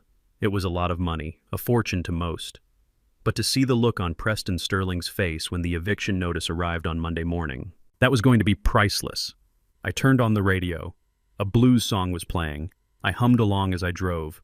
The Sterlings wanted a lesson in economics. They wanted to talk about the velocity of capital. Well, the capital had just moved, and it was moving straight toward them like a freight train. Monday morning was going to be a very special day for very special people. Monday morning arrived with the gray steel sky of a Chicago autumn. The air was crisp and biting, the kind of weather that makes your joints ache if you have spent too many years climbing utility poles in the wind. I parked my truck a block away from the Gilded Bean, a coffee shop in the financial district where a cup of black coffee cost $8 and the air conditioning was always set to freezing to keep the patrons awake and anxious. I checked my reflection in the rearview mirror. I was wearing my oldest coveralls, the ones with the paint stains on the knee and the fraying hem. I had a tool belt slung over my passenger seat and I put it on, fastening the heavy leather buckle around my waist. I grabbed a pair of wire cutters and stuck them in the loop. I looked like I had just crawled out of a crawl space. I looked like the Invisible Man. Inside that coffee shop, Blake Sterling was sitting at the best table by the window. I knew this because I had access to his calendar. I had access to a lot of things since Saul Cohen had started digging into his digital life. Blake had a meeting at 10 o'clock. It was a meeting with the managing partner of Helios Capital, a venture capital fund that specialized in tech startups. Blake was asking for $2 million. He called it seed money. I called it a bailout. I walked down the street, my heavy boots clumping on the pavement. People in suits stepped around me, giving me a wide berth, clutching their briefcases a little tighter. They saw a laborer. They saw someone who fixed things they did not want to touch. They did not see the man who owned the pavement they were walking on. I pushed open the glass door of the coffee shop. The smell of roasted beans and expensive cologne hit me instantly. The hum of conversation was low and serious. Deals were being made here. Lives were being traded on the stock market apps open on every laptop. I spotted Blake immediately. He was wearing a new suit, probably put on a credit card he had opened that morning. He was sweating. A thin sheen of perspiration coated his upper lip, and he kept wiping his palms on his napkin. He was talking fast, his hands moving in jerky, animated gestures. Sitting across from him was a man in his 50s with silver hair and a suit that cost more than Blake's car. He was listening impassively, his face unreadable. That man was Arthur Penhaligon. He was the face of Helios Capital. He was the man who decided who got the gold and who got the door. I walked straight toward their table. Blake saw me when I was about 10 feet away. His eyes went wide, popping out of his head like a cartoon character. He stopped mid-sentence. His mouth hung open. Then his shock turned to pure, unadulterated panic. He jumped up from his chair so fast he knocked over the sugar dispenser. It shattered on the floor, sending white crystals scattering across the polished tiles. "What are you doing here?" Blake hissed, rushing to intercept me before I could reach the table. He blocked my path, his chest heaving. He looked around wildly to see if anyone was watching. Everyone was watching. "Get out," he whispered furiously. "Get out right now." I looked at him calmly. I adjusted my tool belt, letting the metal tools clink together. "I am just here for a coffee, Blake," I said, my voice loud enough to carry. "You followed me, didn't you?" Blake spat. "You are stalking me. You are trying to ruin this. Do you know who that is over there? That is Arthur Penhaligon. He is about to give me $2 million. Is he?" I asked. "Yes, he is," Blake said, his voice rising in hysteria. "And I am not going to let a jealous, bitter old man ruin my chance. Look at you. You look like a bum. What do you want?" "Money. Is that it? Are you here to beg?" He dug into his pocket and pulled out a crumpled $20 bill. He shoved it at my chest. "Here, take it. Go buy yourself a sandwich and a beer and get the hell out of here." "You are embarrassing me. You are embarrassing Kendra." I looked at the $20 bill. It was pathetic. It was the gesture of a man who thought money solved everything, even when he didn't have any. "I do not want your money, Blake," I said. I pushed his hand away. "Then what do you want?" he screamed, losing all control. "Why are you haunting me? Go fix a toilet. Go change a light bulb. You do not belong here, Garrett. This is where the big boys play. This is high finance. You are just a grease monkey with a grudge. He grabbed my arm, trying to shove me toward the door. Security! He yelled, looking toward the counter. I need security over here. This man is harassing me. He is a vagrant. The barista looked up alarmed. A security guard by the door started to move toward us, his hand on his belt. But before the guard could take 3 steps, a voice cut through the noise. It was a deep, calm voice that commanded absolute silence. Mr. Sterling, unhand that man immediately. Blake froze. He turned around slowly. Arthur Penhaligon had stood up. He wasn't looking at Blake. He was looking at me. He buttoned his suit jacket with a respectful, deliberate motion. He walked around the table, ignoring the spilled sugar crunching under his expensive shoes. He walked right past Blake as if Blake didn't exist. He stopped in front of me. He bowed his head slightly, a gesture of profound respect. Chairman Freeman Arthur said, "You are early. We didn't expect you until the quarterly review next week." The silence in the coffee shop was absolute. You could hear a pin drop. You could hear the hum of the espresso machine. Blake made a noise in his throat. It sounded like a dying animal. "Chairman," he whispered. I looked at Arthur. "Hello, Arthur," I said. "I apologize for the attire. I was doing some work at one of the properties. I decided to stop by and check on the investments." "Of course," Sir Arthur said. "You are welcome any time. Please sit down." Arthur pulled out a chair. Not his chair. The chair at the head of the table. I walked past Blake. I sat down. The tool belt clunked against the wood.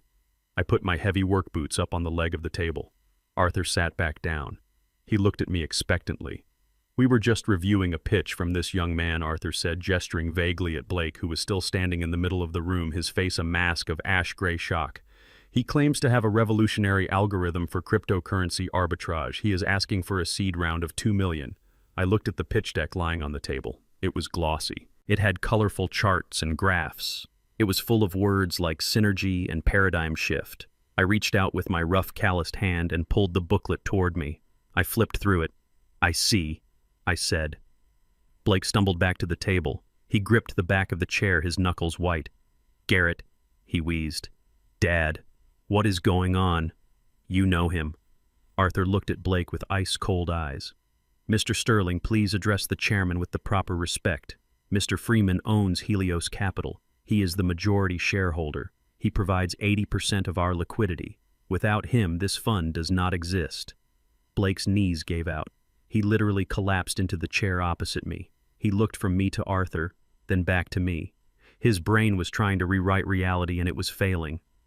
"You," he stammered, "you are the investor, but you drive a Ford, you fix wires."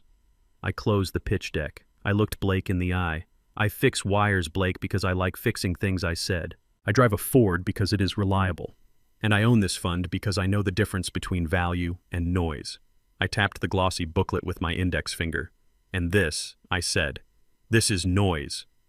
Blake began to sweat profusely. It was pouring off him, soaking his collar. "Garrett, please," he begged, his voice dropping to a whisper. "I need this. I really need this. The debts, the car, everything. If I do not get this funding, I am finished. I will lose everything." "You have already lost everything, Blake," I said. "You just haven't signed the paperwork yet." I looked at Arthur. "What is your assessment of the proposal, Arthur?" Arthur cleared his throat. "Technically, it is thin, sir. The projections are optimistic, to say the least. The burn rate is high. The founder's salary he requested is exorbitant. But he came with strong references from the Sterling family, so we were giving it a courtesy review." "References," I said. "You mean his parents?" "Yes, sir." I looked at Blake. He was trembling. He looked small. He looked like a boy playing dress-up in his father's suit. "Let me tell you about this founder, Arthur," I said. "This founder has $80,000 in consumer debt. This founder leases cars he cannot afford. This founder lives in a penthouse that was paid for by his father-in-law because he couldn't make rent. This founder has no product, no team, and no integrity." Blake flinched with every word as if I were hitting him. "Garrett, stop, please," he moaned. "Do not do this. Not here." I ignored him. "This founder," I continued, "threatens senior citizens in their own homes. He attempts to steal assets from family members. He mocks the working class while begging for their money." I picked up the pitch deck. I held it up. "This is not a business plan, Arthur. This is a scam. This is a desperate attempt to cover up a failed life with other people's money. I looked at Blake. Trash project, I said. I tossed the booklet across the table. It slid off the edge and landed in the spilled sugar on the floor. Cancelled. Arthur nodded immediately. He didn't even look at the booklet. Understood, Chairman. We will pass on the opportunity. He turned to Blake. Mr. Sterling, we are declining your request for funding. You will receive a formal rejection letter by email. Now, if you will excuse us, the chairman and I have matters to discuss. Blake didn't move. He couldn't move. He was paralyzed. $2 million, he whispered. Gone. Just like that. I leaned forward. It was never yours, Blake. It was a fantasy. Just like your empire. Just like your status. You are not a special person, Blake. You are a bad investment. I pointed to the door. Now take your $20 and get out, before I call security. And Blake, unlike you, I actually own the building, so when I call security, they listen. Blake stood up. He looked like a ghost. He looked at me one last time.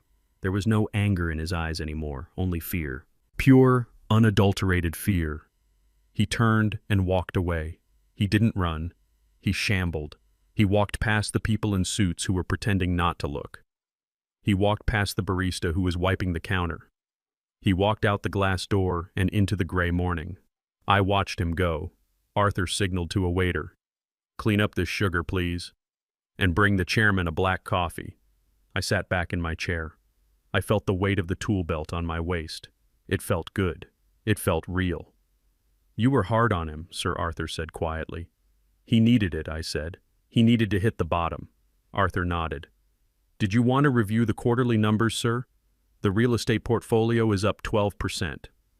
Not today, Arthur, I said. Today I just want to sit here and drink a cup of coffee. I looked out the window.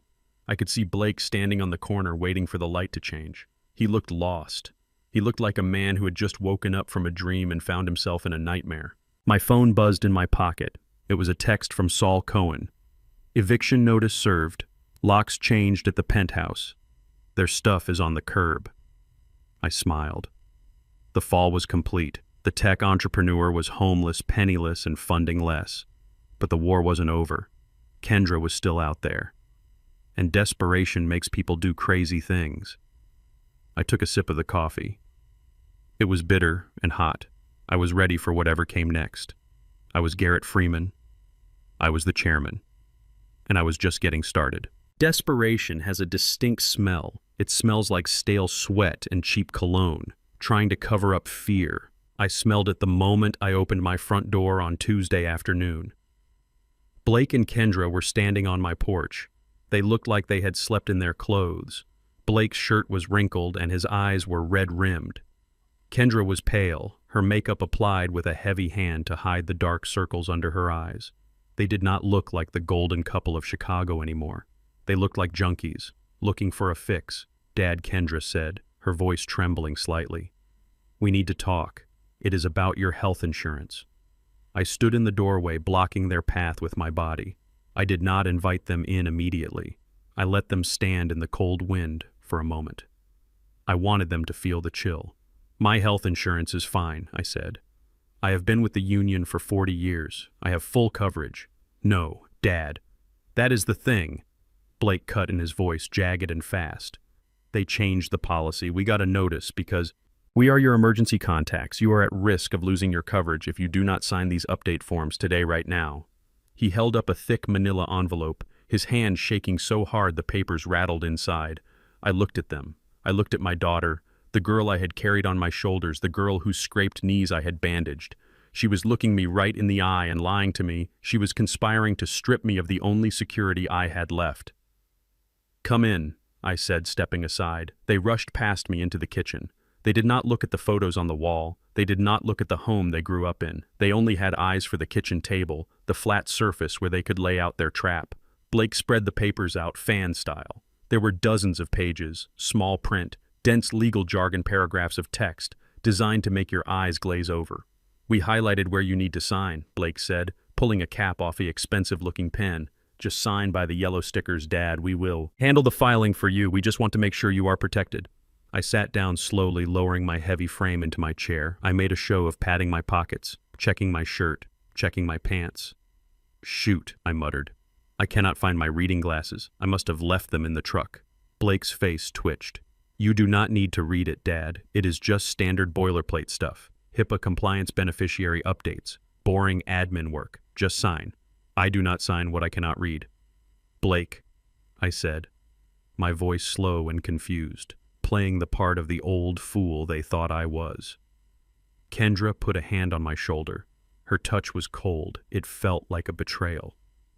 Dad, please, she said, urgency leaking into her tone. The office closes in an hour. If we do not get this faxed over, you will be uninsured tonight. What if you have a heart attack? What if you fall? You would lose the house to medical bills. We are trying to save you. Save me. The irony was so thick I could taste it. I leaned over the papers, squinting my eyes, making a show of trying to focus on the blurry lines. I was not blind. My vision was 20. 20, I had just had it checked last month, but they did not know that they only saw what they wanted to see. A helpless old man, ripe for the picking. I scanned the documents without my glasses. They were clever. I had to give them that. The top 3 pages were indeed insurance forms, standard stuff, harmless. But page 4 was different even without reading the header. I recognized the layout. I had been a contractor for 40 years. I had bought and sold more property than Blake had ever seen. I knew what a quitclaim deed looked like. It was buried in the middle, sandwiched between a privacy policy and a liability waiver. It was a document that would transfer the title of my house and the double lot it sat on directly to Blake Sterling and Kendra Sterling for the sum of $1. They were trying to steal my home right in front of my face. My heart hammered against my ribs, a slow, heavy drum of rage, but my face remained blank. I let my mouth hang open slightly. I let my hand tremble as I reached for the pen. Okay, honey, I said, my voice raspy. If you say it is important, I trust you. Blake let out a breath. He did not know he was holding. His eyes lit up with a greed so pure it was almost blinding. He thrust the pen into my hand. Right here, Garrett, just sign on the line. Initial, the bottom. I held the pen over the paper. I let the tip hover just millimeters above the line. I watched them, watch me. They were holding their breath. They were already spending the money. They were imagining the bulldozers flattening my house. They were imagining the cash hitting their accounts. My hand shook violently. I dropped the pen. It clattered onto the table and rolled onto the floor. Oops, I said. Clumsy old fingers. Blake scrambled under the table to get it. He popped up, his face red, his patience snapping. Just hold the pen tight. Garrett, focus. I took the pen back. I looked at the tip. I frowned. This ink looks dry. I said, do you have another one? Use this one, Blake said, shoving another pen at me. Just sign the damn paper. I shook my head. Stubborn old man style. No, I do not like ballpoints. I have my own pen, my signing pen. I use it for all my important papers. I reached into the pocket of my flannel shirt and pulled out a heavy black pen. It looked old, scuffed. It looked like something I had found in a junk drawer. Here we go, I said, clicking the top. Blake looked at his watch. He was sweating now, pouring sweat. Fine, just sign it. Garrett, use a crayon for all I care. Just put your mark on the paper. I leaned over the quitclaim deed. I positioned my hand so it blocked their view of the signature line. I pressed the tip of the pen to the paper. I did not write Garrett Freeman. I wrote 2 words in a looping, messy cursive that looked remarkably like a signature, if you did not look closely. Void null. I added a little flourish at the end, a squiggle that looked like an initial. I lifted the pen. There, I said, is that it? Blake snatched the paper from under my hand before the ink was even dry. He didn't even look at the signature. He just saw ink on the line, and that was enough for him. He flipped to the next page and the next, forcing me to initial the dummy documents to make it look real. Okay, that is it, Blake said, gathering the stack up in a messy pile. His hands were shaking so bad he almost dropped them. We have to go, Dad, Kendra said, backing away toward the door. We have to get this to the post office. You are not staying for coffee, I asked, putting on my best lonely old man face. No time, Garrett. Maybe next week, Blake called out already halfway to the car. They ran to their rental sedan, they threw the papers in the back seat and peeled out of my driveway, leaving me standing in the doorway. I watched them go. As soon as the car disappeared around the corner, I straightened my back. The stoop disappeared. The confusion vanished from my eyes. I walked back to the kitchen table and picked up my phone. I dialed Saul Cohen. "They took the bait, Saul," I said. "Did they sign Garrett, Saul?" asked his voice sharp. "I signed it." I said, "But I used the special pen, and I signed it. Void null. You got pictures." I tapped the screen of my phone, opening the gallery while I was leaning over the table pretending to be blind. I had my phone in my other hand resting on the table. Camera lens facing down, recording the whole thing. I had captured the document. I had captured my hand writing void null. I had captured Blake snatching it away. I have video. "Saul," I said, "high-definition audio and visual. I have them presenting a quitclaim deed as an insurance document. I have them coercing a senior citizen. I have the fake signature." Beautiful Saul said simply, "Beautiful. That is fraud, forgery, elder abuse, and conspiracy. We have them dead to rights." "What do we do now?" I asked. "Now we wait." Saul said, "Let them file it. Let them walk into the county recorder's office and file a fraudulent deed. Let them commit the crime. Officially, once that stamp hits the paper, it is a felony right now. It is just an attempt. Once they file it, it is prison time." I hung up the phone. I looked at the pen in my hand. It was a simple gel pen. Nothing magic about the ink. The magic was in the word void null. In the legal world, that is not a signature. It is a declaration. It is a statement that the document is invalid on its face.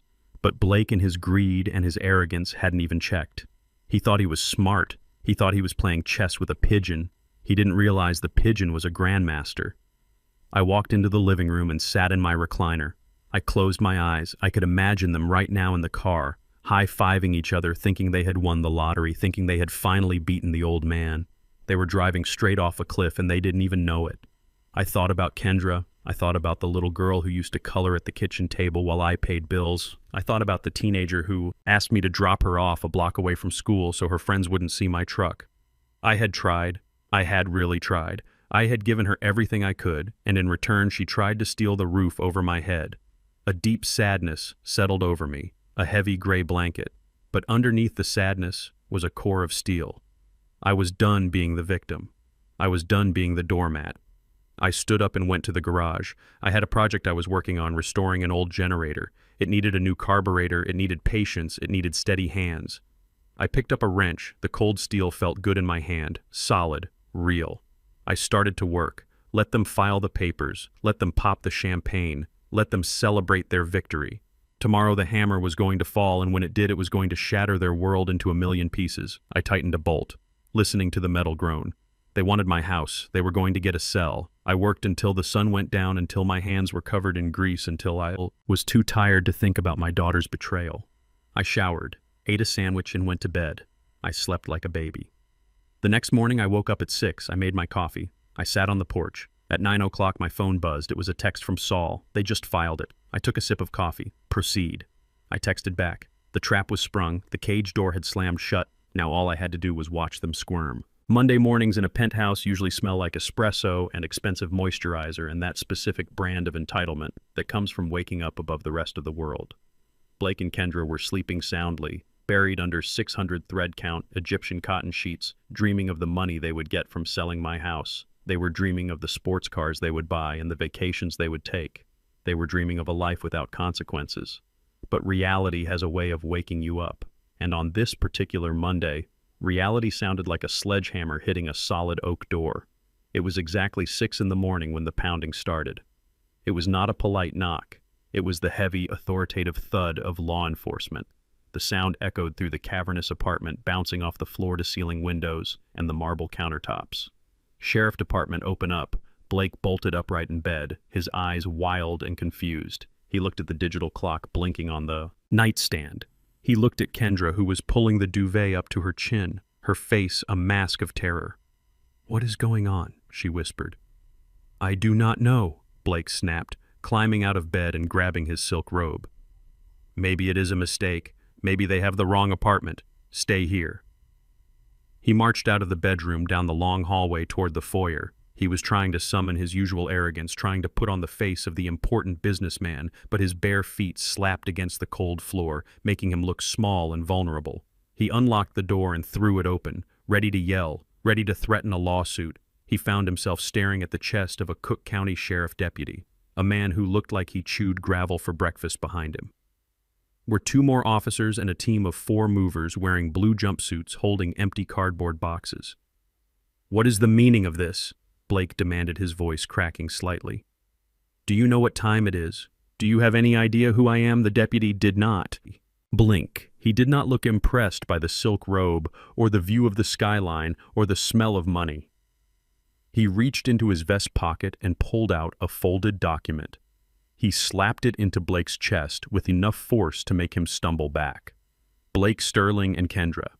Sterling, you are hereby served with an immediate order of eviction and asset seizure for non-payment of rent and breach of lease agreement. You have 30 minutes to vacate the premises." "Eviction!" Blake laughed, a nervous, high-pitched sound that bounced off the walls. "That is impossible. My father-in-law is the guarantor. He pays the rent check. Your records officer, this is a harassment suit, waiting to happen." The deputy stepped inside, forcing Blake to retreat. The movers followed, flowing into the apartment like a blue tide. They started unfolding boxes immediately. The sound of packing tape ripping was loud and violent in the quiet morning. "The guarantor canceled the contract 90 days ago," the deputy said, consulting a clipboard. "The back rent is 3 months overdue, totaling $13,500 plus legal fees and interest. Since you have no proof of payment, the management company has authorized the seizure of personal property to cover the debt seizure." Blake screamed, "You cannot take my stuff. That is my stuff." Kendra appeared in the hallway wrapped in a sheet, her hair messy, her eyes wide with horror. "Blake, make them stop," she shrieked. "Tell them to stop touching my things."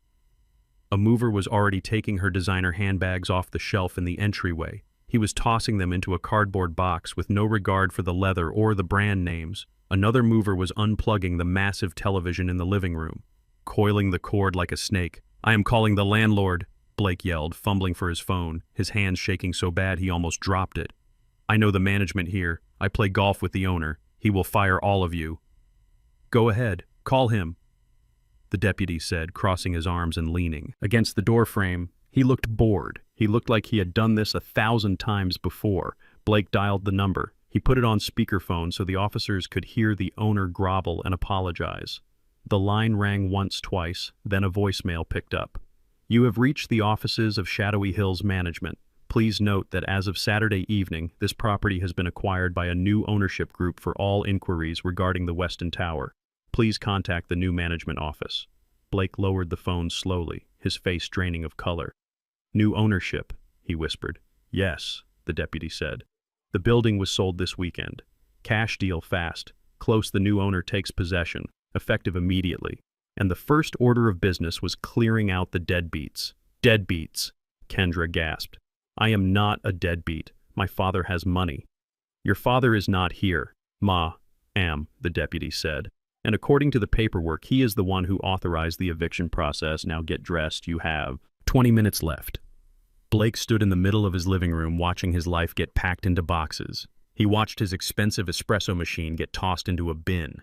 He watched his limited edition sneakers get swept off the rack. He looked like a captain watching his ship sink, but he still had one card to play, or so he thought. He turned to the deputy, his eyes narrowing. "I want to speak to the representative of the new owner right now. I have rights. I have tenant rights. You cannot just throw us out on the street without a hearing." The elevator dinged softly. The doors slid open. A woman stepped out. She was not a police officer. She was not a mover.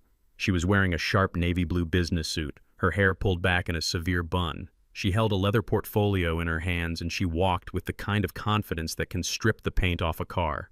She walked right past the deputy, right past the movers, and stopped in front of Blake. She looked at him with an expression of clinical detachment, like a scientist examining a particularly disappointing specimen. "Mr. Sterling," she said, her voice cool and crisp. "I am Ms. Harper. I am the executive assistant to the chairman of the new holding company. I am here to oversee the transition." Blake puffed out his chest, trying to regain some height, trying to intimidate her. "Ms. Harper, you are making a huge mistake. My lawyers will own this building by the time I am done with you. Who is this chairman? Who is this person who thinks he can treat me like this?" Get him on the phone. I want to talk to him man to man. Ms. Harper smiled. It was not a nice smile. It was the smile of a shark that just smelled blood in the water. The chairman has no interest in speaking with you, Mr. Sterling. He prefers to communicate through action. However, he did ask me to deliver this to you personally. She opened her portfolio and pulled out a single sheet of heavy cream-colored paper. She handed it to Blake. Blake snatched it, his eyes scanning the text. Kendra peered over his shoulder, reading along. It was a letter. It was short. It was brutal. To Mr. Blake Sterling and Mrs. Kendra Freeman, regarding lease number 4. B. Weston Tower. Effective immediately, your tenancy is terminated due to non-payment and violation of the moral turpitude clause of the rental agreement. Freeman Holdings does not extend housing privileges to individuals who threaten senior citizens, attempt to defraud family members, or engage in elder abuse. Please vacate the premises immediately. Signed, Garrett Freeman, Chairman. Freeman Holdings. Blake stopped reading. He stared at the signature. He stared at the name. He blinked, trying to make the letters rearrange themselves into something that made sense, something that didn't shatter his entire worldview. Freeman. Kendra whispered, her voice barely audible. Freeman Holdings' dad. No, Blake said, shaking his head, a manic grin stretching his face. No, this is a joke. This is some kind of sick prank. Your dad is a handyman. Kendra, he fixes sinks. He drives a truck. He does not own a skyscraper. He does not have a holding company. Ms. Harper stepped forward, her heels clicking on the marble floor. Mr. Freeman started his electrical contracting business 40 years ago. Mr. Sterling, he built the grid this city runs on. He invested every penny he made into commercial real estate while you were buying shoes. He was buying city blocks while you were leasing cars. He was acquiring deeds. He is the majority shareholder of the group that just purchased this building for $120 million cash. She paused, letting the number hang in the air like a guillotine blade. $120 million. Kendra collapsed her legs, simply gave out, and she slid down the wall to the floor. She didn't cry. She just stared at the air, seeing her father in his grease-stained coveralls, seeing him eating sandwiches in his truck, seeing the man she had mocked and dismissed and tried to rob. He owns it, she whispered. He owns everything, and he knows everything. Ms. Harper added, looking down at her with cold eyes. He knows about the pills. Mr. Sterling, he knows about the fake deed you filed yesterday. He knows about the debts you are trying to hide. He knows it all. Blake dropped the letter. It fluttered to the floor, landing next to his bare feet. This is illegal, he stammered. This is entrapment. He cannot do this. He is the landlord, Ms. Harper said simply. And you are trespassing. She turned to the deputy officer. Remove them. The deputy nodded. He stepped forward, pulling a pair of zip ties from his belt. Not for wrists, but for dignity. Let's go. Folks, time is up. Get your clothes on or go out in your robe, your choice. The next 10 minutes were a blur of humiliation. Blake and Kendra scrambled to pull on clothes while the movers stripped the apartment bare. They watched their furniture get tagged for auction. They watched their electronics get seized. They watched their life get disassembled and packed away to pay a debt they could never afford. When they were finally escorted to the elevator they were carrying, nothing but the clothes on their backs and 2 Louis Vuitton duffel bags that the movers had graciously allowed them to keep because they were deemed personal items, not assets. The ride down to the lobby was silent. Ms. Harper stood at the front of the car, staring straight ahead. Blake stared at the floor, his face a mask of shock. Kendra wept silently, tears ruining her silk blouse. The doors opened into the lobby. The doorman, the one Blake had never tipped, the one Blake had snapped his fingers at, was standing by the glass doors, holding them open. He looked at Blake. He looked at the bags. He looked at the deputies escorting them. Good morning, Mr. Sterling, the doorman said, his voice devoid of any warmth. Have a nice day. They were marched out onto the sidewalk. The city was waking up. People were rushing to work, grabbing taxis, holding coffees. Cars were honking.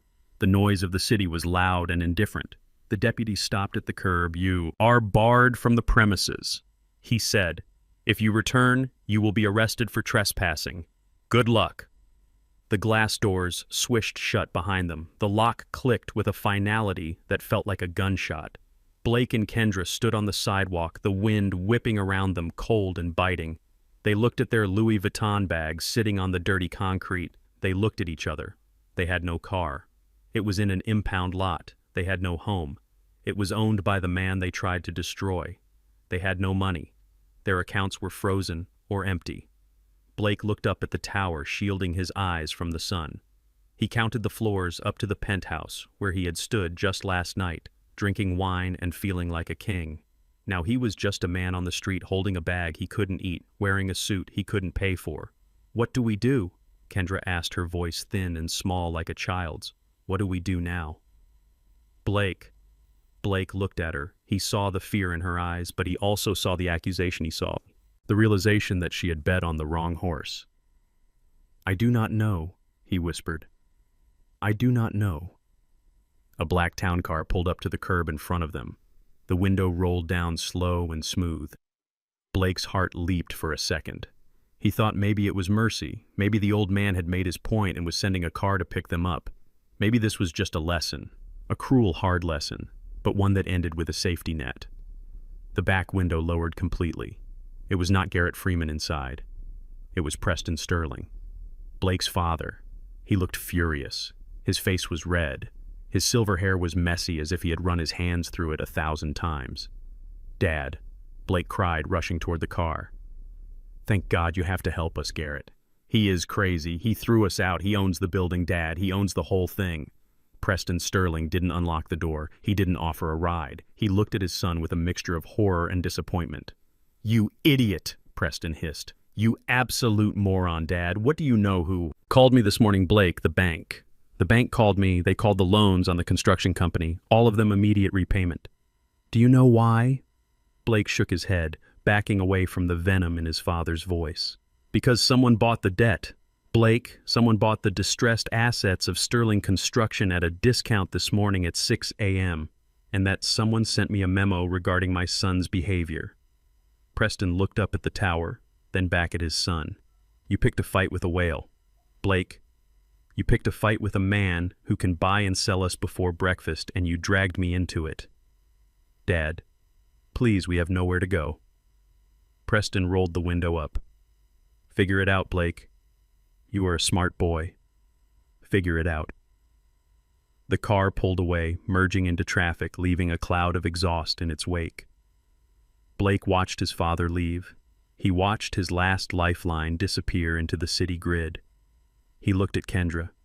She was sitting on her Louis Vuitton bag, her head in her hands, sobbing. Openly on the street corner, passers-by gave them a wide berth, looking at them with curiosity and disdain. A couple in expensive clothes, crying on the curb at rush hour. It was a pathetic sight. High above them on the 42nd floor, Garrett Freeman stood by the window looking down. He held a cup of coffee in his hand. He watched the black car drive away. He watched the two figures on the sidewalk. He didn't smile. He didn't gloat. He just took a sip of his coffee and turned back to the room.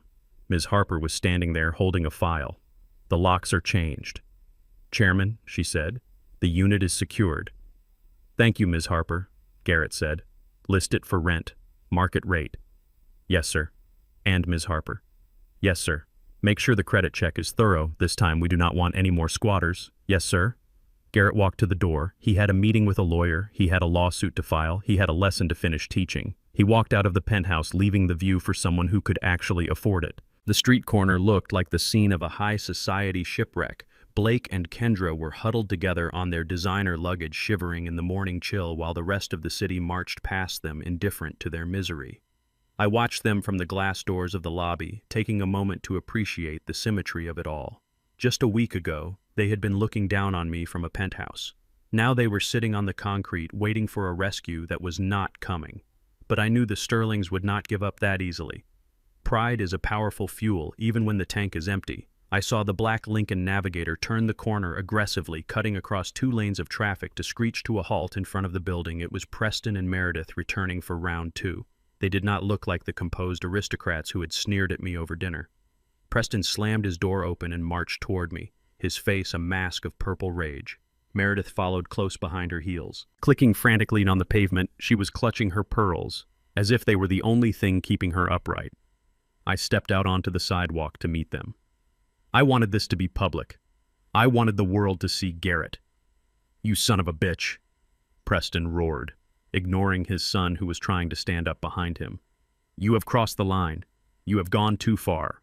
I stood my ground, my hands clasped behind my back, calm as a statue. I did not know there was a line, Preston. I said, I thought we were just doing business. You told me I needed to understand how the world works. I believe I am demonstrating that now. Business, Preston spat. This is not business. This is a vendetta. You evicted my son. You stole his car. You humiliated him in front of investors. I am going to sue you for everything you have. I will bury you in litigation until you are begging for mercy. I looked at him unimpressed. You can try, Preston, I said, but lawyers cost money, and I have a feeling your cash flow is about to get very tight. Preston laughed, a harsh barking sound that lacked any real humor. He reached into his jacket pocket and pulled out a checkbook. He whipped out a gold pen and scribbled furiously on the top check. He tore it out with a violent motion and crumpled it in his fist. You think this is about money? He sneered. You pathetic little man. You think you can buy your way into our world. You are nothing but a laborer. A grunt with a lucky bank account. He threw the crumpled ball of paper at my face. It bounced off my chest and landed in a puddle of dirty water near my boot. There is $100,000, Preston shouted. Pick it up. That is more than you used to make in 5 years. Take it and go away. Leave my son alone. Give him back his apartment and crawl back to whatever hole you came from. I looked down at the check soaking up the street water. The ink was already starting to run $100,000.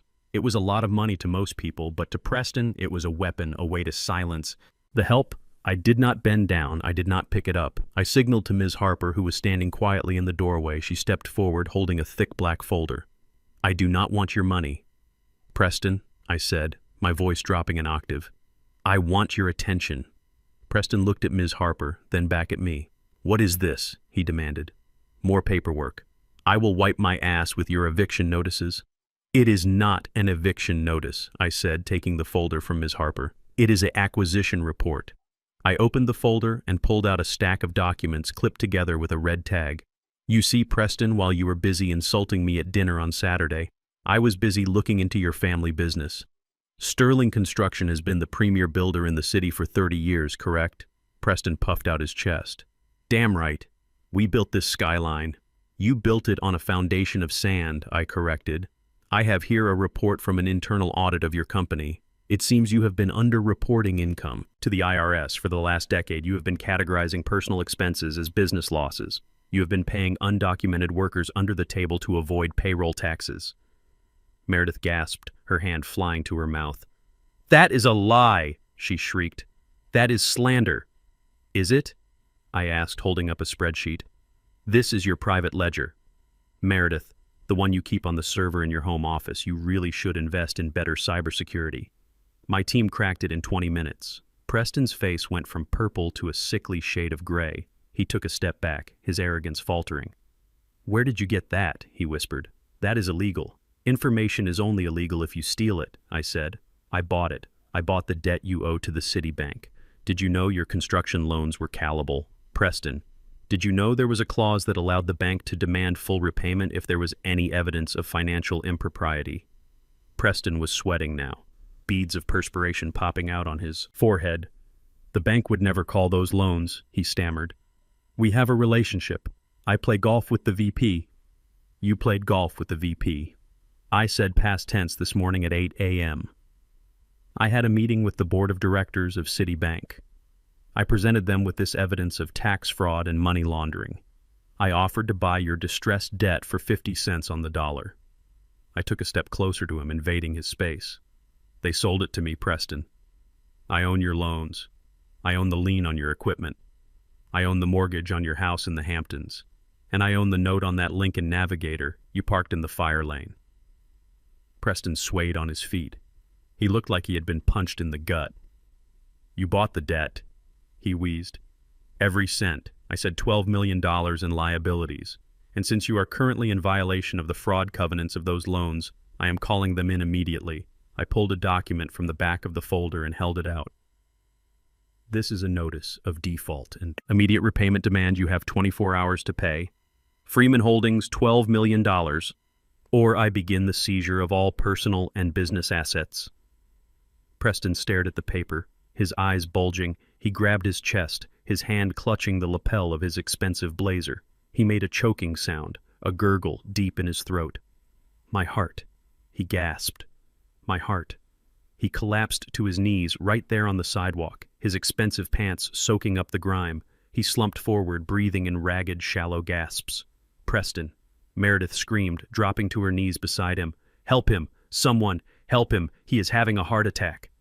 Blake and Kendra stood frozen by their luggage, watching their safety net unravel, watching the invincible patriarch crumble into a heap of old clothes and bad decisions.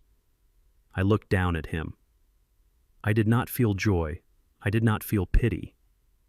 I felt the cold satisfaction of a circuit finally being completed. "Ms. Harper, call an ambulance," I said calmly.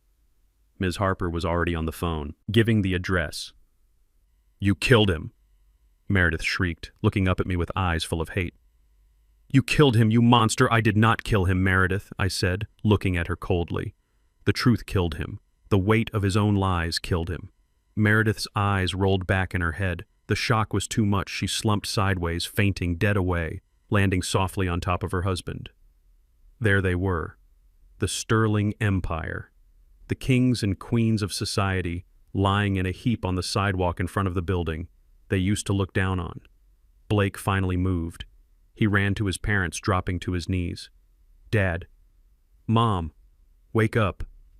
He looked up at me, tears streaming down his face. "What did you do?" "Garrett," he sobbed. "I collected a debt."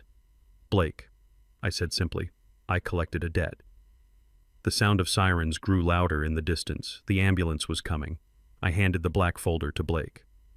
"Here," I said, "give this to the paramedics. They will need to know who is paying for the ride because your father's insurance was tied to the company. And as of this morning, that company is insolvent." Blake took the folder, his hands shaking so hard he almost dropped it. I turned my back on them. I walked back toward the glass doors of the lobby. The doorman held the door open for me, his face impassive. "Good morning, Mr. Freeman," he said. "Good morning, Henry," I said. I walked into the elevator and pressed the button for the penthouse. I had a lot of work to do. Acquiring an empire takes a lot of paperwork, and I wanted to make sure every T was crossed and every I was dotted. The Sterlings were finished. They were dust, but Kendra was still my daughter, and that was a loose end. I needed to tie up. I watched the numbers climb on the elevator display. The air at the top was thin and cold, but it was clean. It smelled like justice. It was raining 3 days after the Sterling Empire collapsed, and it was not a gentle spring shower. It was a cold, hard Chicago rain that scoured the streets and turned the sky the color of a bruised plum. I was sitting in my living room with the lights off, listening to the water hammer against the roof. It was a sound I loved. It sounded like the world was being washed clean. I was not waiting for anyone. The police had finished their reports. The lawyers had filed their motions. Blake was in custody awaiting a bail hearing that he could not afford, and the penthouse was empty, stripped, and locked tight. I thought the drama was over. I thought the silence was permanent. Then I heard it. It was not the arrogant pounding of a fist. It was not the authoritative knock of a sheriff. It was a scratching sound, a weak, desperate clawing at the wood of my front door like a stray animal trying to get out of the storm. I knew who it was before I stood up. I felt it in my bones the same way I used to feel a storm coming. When I was up on the line, my old injuries ached whenever trouble was near, and right now my heart was aching. I walked to the door slow and steady. I did not rush. I unlocked the deadbolt and turned the handle. The wind caught the door and ripped it open, blowing rain into my entryway. Kendra was kneeling on my porch. She did not look like the woman who had sneered at me over a plate of fish 4 days ago. She did not look like the special person who belonged in a country club. She looked like a wreck. Her expensive hair was plastered to her skull in rat tails. Her mascara had run down her face in black rivers, staining her neck. She was wearing a thin designer jacket that was soaked through, and she was shivering so violently I could hear her teeth chattering from where I stood. She looked up at me, and her eyes were wide and red and terrified. She looked at my boots, the same work boots she had been ashamed of, and she reached out her hands, grasping for the laces like a drowning woman, reaching for a rope. "Daddy," she sobbed the word, cracking in her throat. "Daddy, please, let me in. It is cold." I stood there like a statue. I did not step back, but I did not reach down to help her up. 20 years ago. I would have scooped her up and wrapped her in a blanket and made her hot cocoa 20 years ago. I would have burned the world down to stop her from shivering. But 20 years ago, she hadn't tried to put me in a state facility so she could sell my home. "Get up, Kendra," I said, my voice flat, barely carrying over the sound of the rain. She tried to stand, but her legs gave out. She slipped on the wet concrete, scraping her knees. She wailed a high, thin sound of misery. She crawled forward across the threshold, dragging her wet clothes over the floor I had just polished. "I am sorry, Daddy," she cried, grabbing the hem of my jeans, burying her face in the denim. "I am so sorry. I did not know. I swear, I did not know. He made me do it. Blake made me do it." I looked down at the top of her head. I watched. The rain dripped from her hair onto my boots. "He made you do it?" I asked. Yes, he is a monster," she babbled, looking up at me with pleading eyes. "He manipulated me, Daddy. He told me you were sick. He told me we were helping you. I was brainwashed. I was scared. He yelled at me. If I didn't agree with him, I am a victim too. Daddy, you have to believe me." I stepped back, breaking her grip on my leg. "You were not a victim when you called me about the rent. I said you were not a victim when you stood in this living room and watched him threaten me with a baseball bat. You were not a victim when you sat at that dinner table and let his parents treat me like a dog." She shook her head frantically, flinging droplets of water everywhere. "I was confused," she screamed. "I was trying to keep the peace. I love you, Daddy. I have always loved you. Remember when I was little? Remember when we went fishing? Remember when you taught me to ride a bike? I am still that little girl. I am still your princess." She was playing the nostalgia card. She was reaching back into the past, trying to find the bond she had severed. She was using my memories as a weapon, trying to cut through my resolve.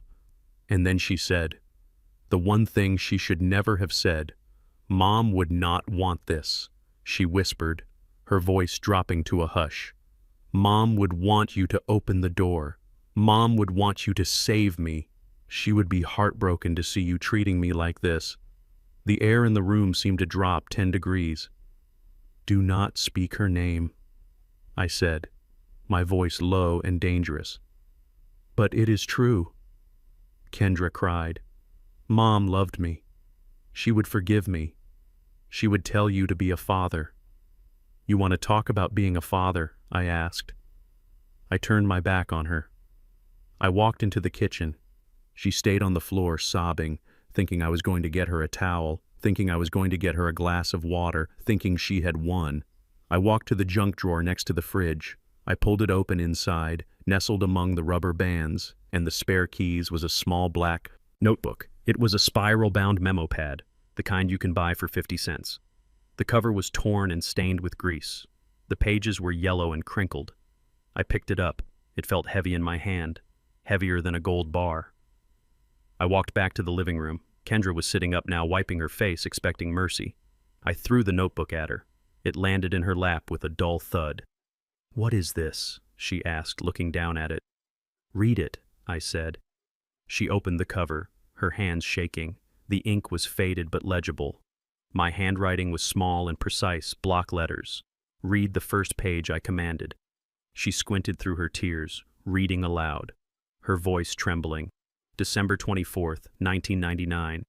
Double shift, overtime. Blizzard conditions, temperature 5 below zero, worked 16 hours. Reason, Kendra wants the limited edition dollhouse, cost $200.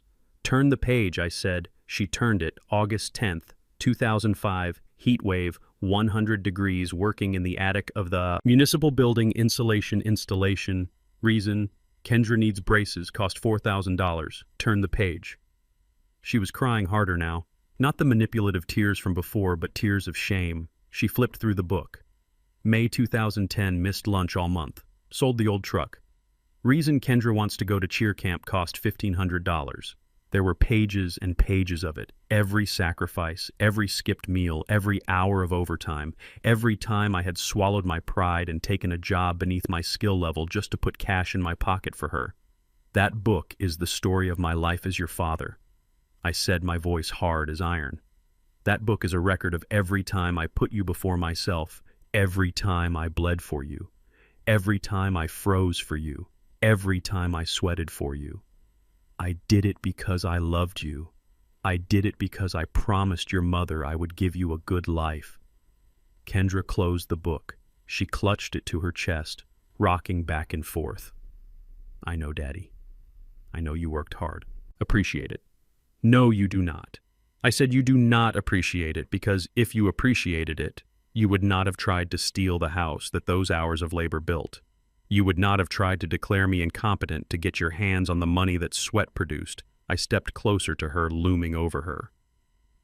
You said you were manipulated. I said you were a victim. Let me tell you what I saw. I saw a woman who was embarrassed by her father. I saw a woman who wanted a shortcut.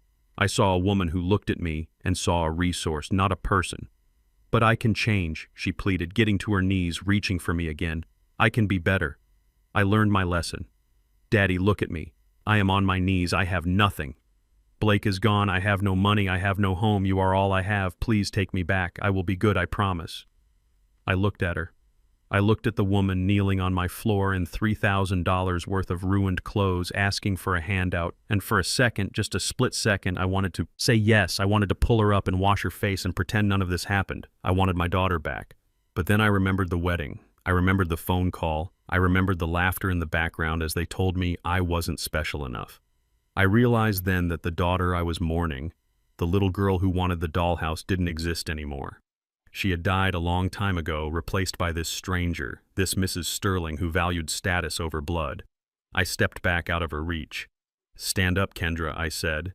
She stood up slowly, hope flickering in her eyes.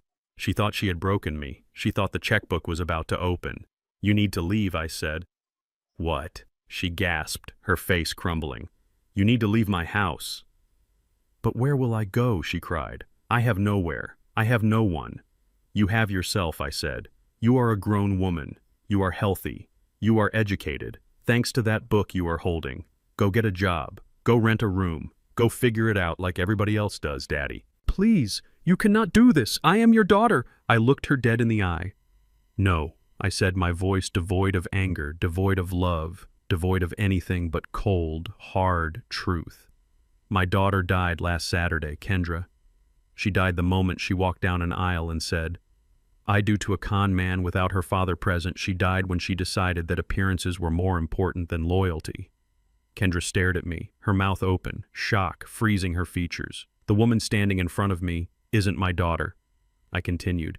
The woman standing in front of me is Mrs. Sterling, and from what I hear, Mrs. Sterling is bankrupt and trespassing. I pointed to the door. Get out! Kendra stood there for a long moment, shaking, watching my face, searching for a crack, searching for the dad who used to fix everything. But she found no purchase. She found only a wall. She let out a sob, a sound of pure defeat. She dropped the notebook on the floor. She turned around and walked out the door into the rain. She didn't run this time. She walked slow and heavy, the weight of her choices finally settling on her shoulders. I watched her go. I watched her walk down the driveway past the spot where the Mercedes used to be, past the mailbox. I watched her turn the corner and disappear into the gray storm. I didn't close the door immediately. I stared out into the rain, breathing in the cold air. I looked down at the notebook lying on the floor. I picked it up. I smoothed the cover. I walked to the kitchen and opened the trash can. I dropped the book inside. I didn't need the record anymore. The debt was paid. The account was closed. I walked back to the front door and pushed it shut. I threw the deadbolt. It clicked into place with a sound that felt like a period at the end of a long sentence. I was alone in my house. The silence was back, but it wasn't heavy anymore. It was peaceful. I went to the kitchen and turned on the kettle. It was time for tea. You would think that a man who had just lost his home, his car, and his family business would have the good sense to stay quiet. You would think he would lick his wounds and try to rebuild from the ashes. But arrogance is a blinding disease, and Blake Sterling was terminal 2 weeks after the eviction. I was served with a lawsuit. It was a masterpiece of fiction. Blake was suing me for fraud, for intentional infliction of emotional distress, and for what he called predatory lending practices. He claimed I had tricked him into signing the quitclaim deed and that I had illegally seized his assets. He had found a lawyer named Silas Thorne, a man whose billboards littered the highway promising massive settlements for minor injuries. Thorne was a vulture in a polyester suit, and he smelled blood. The courtroom was cold and smelled of floor wax and old wood. Judge Vance presided, a stern man with a reputation for zero tolerance for theatrics. I sat at the defendant table next to Saul Cohen. Saul looked relaxed, almost bored. He was flipping through a thick binder of evidence like it was a magazine. Blake sat across from us next to Thorne. He looked haggard. He had lost weight and his suit hung off him, but his eyes were burning with a manic intensity. He thought this was his Hail Mary. He thought he could talk his way into a settlement. He thought he could charm the law like he charmed his investors. Thorne stood up to give his opening statement. He paced back and forth, gesturing wildly. He painted a picture of Blake as a young, ambitious entrepreneur who had been victimized by a bitter, jealous father-in-law. He called me a predator. He called me a manipulator. He claimed that I had hidden my wealth to trap Blake into financial ruin. "This man," Thorne shouted, pointing a finger at me, "sat on millions of dollars while his daughter struggled. He watched them drown just so he could buy their building and throw them into the street. It was a calculated act of malice, Your Honor, a scheme to destroy a young family." I watched Blake nod along, tears welling in his eyes. It was a good performance if you didn't know the truth. Then it was time for testimony. Thorne called me to the stand. He walked up to me smiling like a wolf. "Mr. Freeman," he said, leaning on the railing, "let us talk about your finances. You spent 40 years as a contractor, correct?" "That is correct," I said. "You fixed wires, you climbed poles, you did manual labor." "I did." And yet, Thorne continued, his voice rising, "you recently purchased a skyscraper for $120 million cash. Tell me, Mr. Freeman, how does a simple lineman acquire that kind of capital on a salary of $50,000 a year?" I sat quietly waiting for him to finish. "Did you sell drugs?" Mr. Freeman, Thorne asked. "Did you launder money? Did you steal from your clients? It is simply impossible for a man of your station to have that kind of wealth legally. You are a fraud, sir, and this court deserves to know the source of your dirty money." Blake smirked. He thought he had me. He thought my silence was guilt. He thought I was just a hoarder who had gotten lucky. I looked at Judge Vance. "May I answer the question, Your Honor?" I asked. "Please do." "Mr. Freeman," the judge said. I turned to Thorne. "I did not just fix wires, Mr. Freeman," I said, my voice steady and clear. "I understood them in 1985. I developed a new method for high-tension cable splicing that reduced power loss by 15%. I patented it." Thorne blinked. "I beg your pardon," he said. "In 1992, I continued. I designed a surge protection protocol for industrial grids that is now standard in 40 states. I patented that too, in 2001. I invented a smart meter component that monitors usage in real time. I hold 12 U.S. patents. Mr. Thorne." I looked at the jury. "I licensed those patents to the biggest utility companies in the world: General Electric, Siemens, Duke Energy. Every time a light goes on in Chicago, I get paid. Every time a factory starts up in Detroit, I get paid. I didn't steal my money, Mr. Thorne, I invented it." I signaled to Saul, who stood up and handed a stack of documents to the bailiff. "These are certified copies of Mr. Freeman's tax returns for the last 40 years.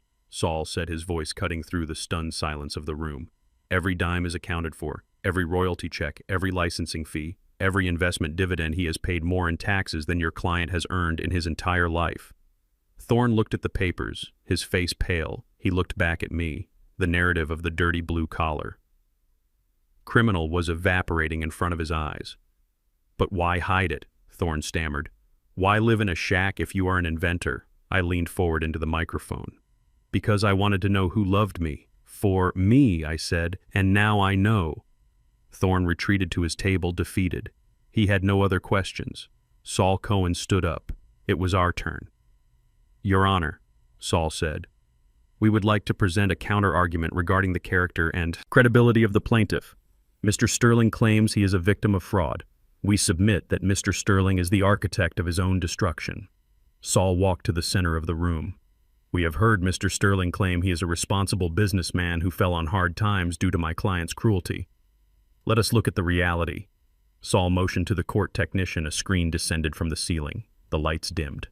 A video began to play. It was grainy security footage from a casino floor. The timestamp was from 3 months ago, the night Blake told Kendra he was working late at the office. In the video, Blake was sitting at a high-stakes blackjack table. He was drunk, his tie was loose, he was shoving stacks of chips across the felt. "I am doubling down," he yelled in the video. "I cannot lose, I have a system." The video cut to another clip, this one from a month ago. Blake was in the back room of a jewelry store. He was handing over a watch, a Rolex. "How much for it?" Blake asked in the video. "5,000, the pawnbroker said. "It is worth 20, Blake argued. "Take it or leave it." "Fine. Give me the cash. I need to pay the bookie." The courtroom was silent. Blake was staring at the table, refusing to look at the screen. "That is the plaintiff," Saul said, narrating the footage. "Gambling away his startup capital, pawning his assets to pay illegal debts. This is not a man who was tricked, Your Honor. This is a man who burned his own house down." Saul paused. He walked over to the defense table and picked up a small flash drive. "But financial irresponsibility is not a crime," Saul said. "However, conspiracy to commit murder is." Blake's head snapped up. "Murder?" he whispered. "What are you talking about?" Saul plugged the drive into the court computer. "This audio was recorded 2 weeks ago," Saul said, in the living room of the plaintiff's former residence. "It was captured by a security device Mr. Freeman installed after the plaintiff threatened him with a baseball bat." The audio crackled to life. It was Blake's, voice clear and unmistakable. "We need the money," Kendra Blake's voice said. "I do not care how we get it, but he is my dad," Kendra's voice replied. She sounded scared. "He is an obstacle," Blake shouted. "He is old. He is useless if the stress doesn't kill him. Maybe we help it along. Pills, slip him something in his drink, make him fall down those stairs. Who is going to investigate an accident involving a clumsy old man?" The gasps in the courtroom were audible. The judge's face turned into a mask of stone. Blake turned white. He looked like he was going to be sick. He looked at Thorne, but his lawyer was inching away from him, creating distance between himself and his client. "That is out of context," Blake screamed, standing up, knocking his chair over. "I was angry. I didn't mean it. It was just talk." "Sit down, Mr. Sterling." Judge Vance barked, his voice booming like thunder. Saul stopped the recording. "Just talk?" Saul asked. "Let us look at the bank records then." He held up a piece of paper. On the day that recording was made, Mr. Sterling withdrew $5,000 from his business account. He paid it to a man named Paul Hayes. Mr. Hayes is a known associate of the criminal underworld, a man who specializes in making problems disappear. Saul turned to the jury. Mr. Sterling wasn't just venting. He was shopping. He was shopping for a way to eliminate the man who stood between him and an inheritance he felt he deserved. Saul sat down. He didn't need to say anything else.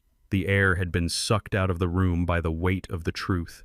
Judge Vance looked at the papers in front of him. He looked at the tax returns. He looked at the patents. He looked at the transcript of the audio recording. He took off his glasses and rubbed the bridge of his nose.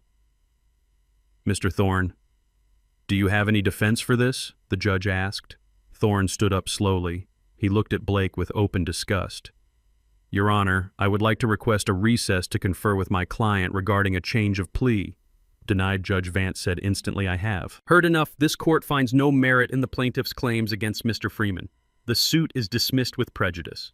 The judge turned his gaze on Blake. It was a gaze that could peel paint.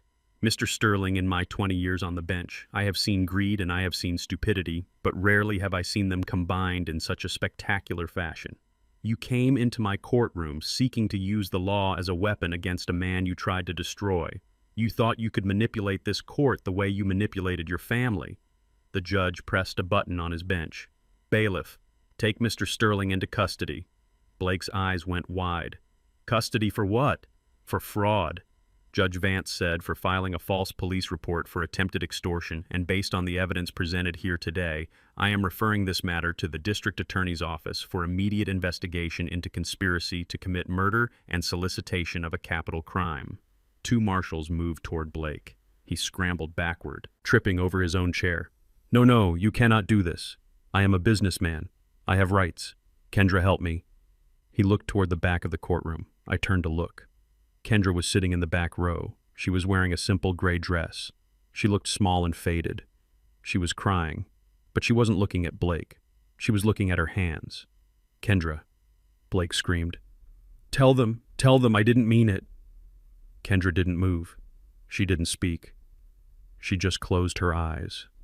The marshals grabbed Blake by the arms. They hauled him up. He kicked and screamed. his dignity gone, his facade shattered. "Garrett, please," Blake wailed, looking at me, his eyes wide with terror. "I am sorry. I will pay it back. I will do anything. Just do not let them take me." I stood up slowly. I buttoned my jacket.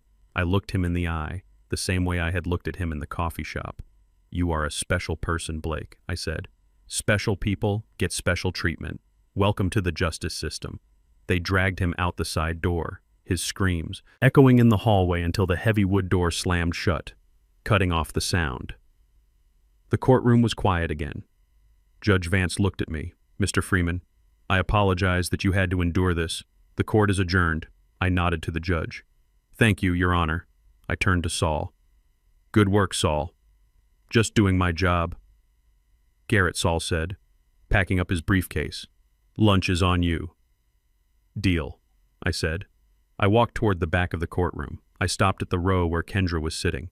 She looked up at me. Her eyes were red. Her face was puffy. "Dad?" she whispered. I looked at her. I looked at the daughter who had listened to her husband, plan my death, and said nothing. I looked at the daughter who had chosen luxury over loyalty. I reached into my pocket and pulled out a card. It was a business card for a temp agency, one of the ones I used to hire day laborers when I needed extra hands on a big job. "If you need work," I said, placing the card on the bench next to her. "They pay $15 an hour. It is honest. Work. It is hard. Work. It might do you some good." "Dad, please," she sobbed. I didn't say anything else. I turned and walked out of the courtroom. I walked out into the sunlight. The air smelled fresh. The city noise was a comfort. I loosened my tie. I had one more stop to make, one more loose end to tie up before I could finally rest. I walked to my truck. The engine started with a roar. The empire of lies had fallen. Now it was time to build something real on the ruins. It has been exactly 1 year since I walked out of that courtroom and into the rest of my life. The air out here is different. It does not smell like exhaust and asphalt and desperation. It smells like pine needles and wet earth and freedom. I sold the old house on the double lot to a developer just like Preston Sterling suggested. I did it on my own terms, and for 3 times the price he estimated. I used the money to buy 300 acres up north, a place with a lake that looks like a mirror in the morning and a forest that stretches as far as the eye can see. I built a house, a real house, not a shack, not a mansion, just a sturdy structure made of cedar and stone with a porch that wraps all the way around. I spend my mornings fishing and my afternoons woodworking in a shop that is bigger than my old garage. I am 69 years old, and for the first time in my life, I am truly retired. I do not think about the Sterlings much anymore, but news travels fast when you own the bank that foreclosed on them. Blake is currently serving year 1 of a 5-year sentence at a minimum security facility in downstate Illinois. I heard he works in the laundry room folding sheets for 12 cents an hour. I hope he appreciates the irony of manual labor. I hope he thinks about me every time he folds a corner. Preston and Meredith Sterling are living in a 2-bedroom apartment in a complex near the airport. It is noisy and the carpet is stained. They lost the Hamptons house, they lost the cars, they lost the social standing. The country club revoked their membership. Not because they couldn't pay the dues, though they couldn't, but because nobody wants to associate with a fraud. The last I heard, Preston was trying to sell life insurance over the phone, and Meredith was selling her old designer clothes on the internet to pay for groceries. They wanted to be special people. Now they are just people. And then there is Kendra.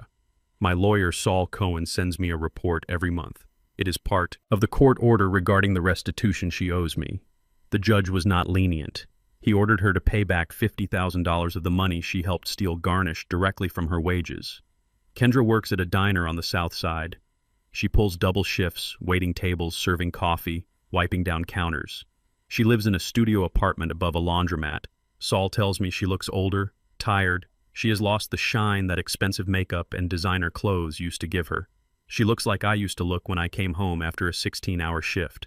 She is learning the value of $1 the hard way. Yesterday, the mailman drove up the long gravel driveway to my house. He handed me a stack of letters, mostly catalogs and investment reports. But there was one envelope that stood out. It was small and pink, and the handwriting was familiar. It was from Kendra. I took it out to the porch and sat in my rocking chair. I held it in my hands for a long time, watching the wind ripple the Surface of the lake, I debated burning it, unopened, just like I had burned that check a year ago. But curiosity is a stubborn thing. I opened it. Inside was a picture. A photograph of a baby boy with big dark eyes and a tuft of curly hair. My grandson. My heart gave a squeeze. A reflex. An instinct. It is hard to kill the part of you that wants to love. I unfolded the letter. Daddy, I know you probably hate me, and I deserve it. I am not asking for me, I am asking for him. His name is Marcus. He is sick, Daddy. He has a respiratory infection and the medicine costs $400. I do not have it. The insurance won't cover it. Please, Daddy, look at his face. He is your blood. Do not let him suffer because of my mistakes. Just send the money to the pharmacy. I included the number. I love you, Kendra. I looked at the picture of the boy, Marcus. He looked sweet. He looked innocent. For a moment, I reached for my checkbook. $400 was nothing to me. It was less than nothing. It was a drop in the ocean. But then I remembered the pills. I remembered the white tablets Blake had put in my organizer while Kendra watched. I remembered the look in her eyes when she told me I wasn't special enough. I put the checkbook down. I picked up my phone and called a number. It wasn't the pharmacy. It was a private investigator I had kept on retainer, a man named Miller who used to be a cop in Chicago. Miller, I said. It is, Garrett. Mr. Freeman, Miller answered. How is the fishing? The fishing is good, Miller. Listen, I need you to check something for me. My daughter claims her son Marcus is sick and needs medication. She claims she is broke. I need you to verify. I will drive by her place tonight, Miller said. I will let you know what I see. I waited. The sun went down, painting the sky in shades of orange and violet. I drank my tea. I watched the fireflies come out. At 9 o'clock, my phone buzzed. It was a text from Miller. Attached were 3 photos. The first photo showed Kendra leaving her apartment building. She was not wearing a waitress uniform. She was wearing a short dress and high heels. She looked done up, hairstyled, makeup, fresh. The second photo showed her entering a club called the Velvet Lounge. It was a high-end bar downtown, the kind of place where a cocktail costs $20. The third photo was taken inside the club through a window. Kendra was sitting at a booth, laughing, holding a martini glass. In front of her was a bucket of champagne. Underneath the photos, Miller had written a message. Baby is with a neighbor. She told the neighbor she was going to a job interview. Medication story is false. She is celebrating her birthday. I stared at the photos. I looked at the date on the corner of the screen. It was indeed her birthday. I had forgotten. I looked at the picture of the baby on my table. He was real, but the sickness was a lie. The need was a lie. It was just another hook. Another attempt to reel the old man back in to tap the well one more time. She hadn't changed. She hadn't learned. She was still the same person who valued appearances over truth, who would use her own child as bait to get cash for a party. I felt the last thread of connection snap. It didn't hurt this time. It just felt like a weight falling away. I picked up the letter. I picked up the photo of the baby. I walked down to the edge of the lake. The water was black and still reflecting the moon. I tore the letter in half. Then in quarters I tore the picture too. It was a hard thing to do, tearing the face of a child I would never know, but that child was better off not knowing me. He was better off not being a pawn in his mother's game. I threw the pieces into the water. I watched them float for a second, white specks in the darkness before they soaked up the water and sank beneath the surface. Gone. I walked back up to the house. I went into my study and sat at my desk. I pulled out my checkbook, the big one, the business ledger. I wrote a check. It was for $400,000. The exact amount I had calculated I spent raising Kendra, the exact amount I had wasted on a bad investment I filled in the pay to the order of line. The Chicago Fund for Underprivileged Youth. I signed my name, Garrett Freeman, with a flourish. I put the check in an envelope and stamped it. I would mail it tomorrow. I walked out to the porch and stood there breathing in the clean air. The crickets were singing a chorus in the tall grass. The stars were bright overhead, unpolluted by city lights. I thought about Blake in his cell. I thought about the Sterlings in their cramped apartment. I thought about Kendra drinking champagne she couldn't afford. They were all prisoners of their own greed, prisoners of their own egos. I was free. I looked out at the vast darkness of my property. People say blood is thicker than water, I said aloud to the night. I shook my head. Blood is just biology. It is an accident of birth. It does not guarantee loyalty. It does not guarantee love. It does not guarantee respect. I thought about Saul Cohen, who had fought for me like a brother. I thought about Mrs. Gable, the social worker who had saved me from a nightmare. I thought about Miller, the investigator who told me the truth. Family is not who you are related to, I said. Family is who you choose. And more importantly, family is who chooses you back. I turned off the porch light. I went inside and locked the door. I had a busy day tomorrow. I had a garden to plant. I had a fence to mend. I had a life to live. And for the first time in a long time, I was going to live it for me. I spent 40 years building grids to keep the lights on for others, but I almost let my own light go out trying to please people who lived in the dark. The biggest lesson I learned wasn't about money or real estate. It was about self-respect. You cannot buy love, and you certainly cannot buy loyalty. If someone only values you for what you can provide, they do not value you at all. Cutting off my daughter wasn't an act of cruelty. It was an act of survival. Do not set yourself on fire just to keep others warm, especially when they are the ones holding the matches. Real family lifts you up. They don't drag you down. What would you have done in my place? Would you have given Kendra another chance? Or was the betrayal too deep? Let me know your thoughts in the comments below. If you enjoyed this story of justice, please hit the like button and subscribe to the channel for more life stories. See you in the next video.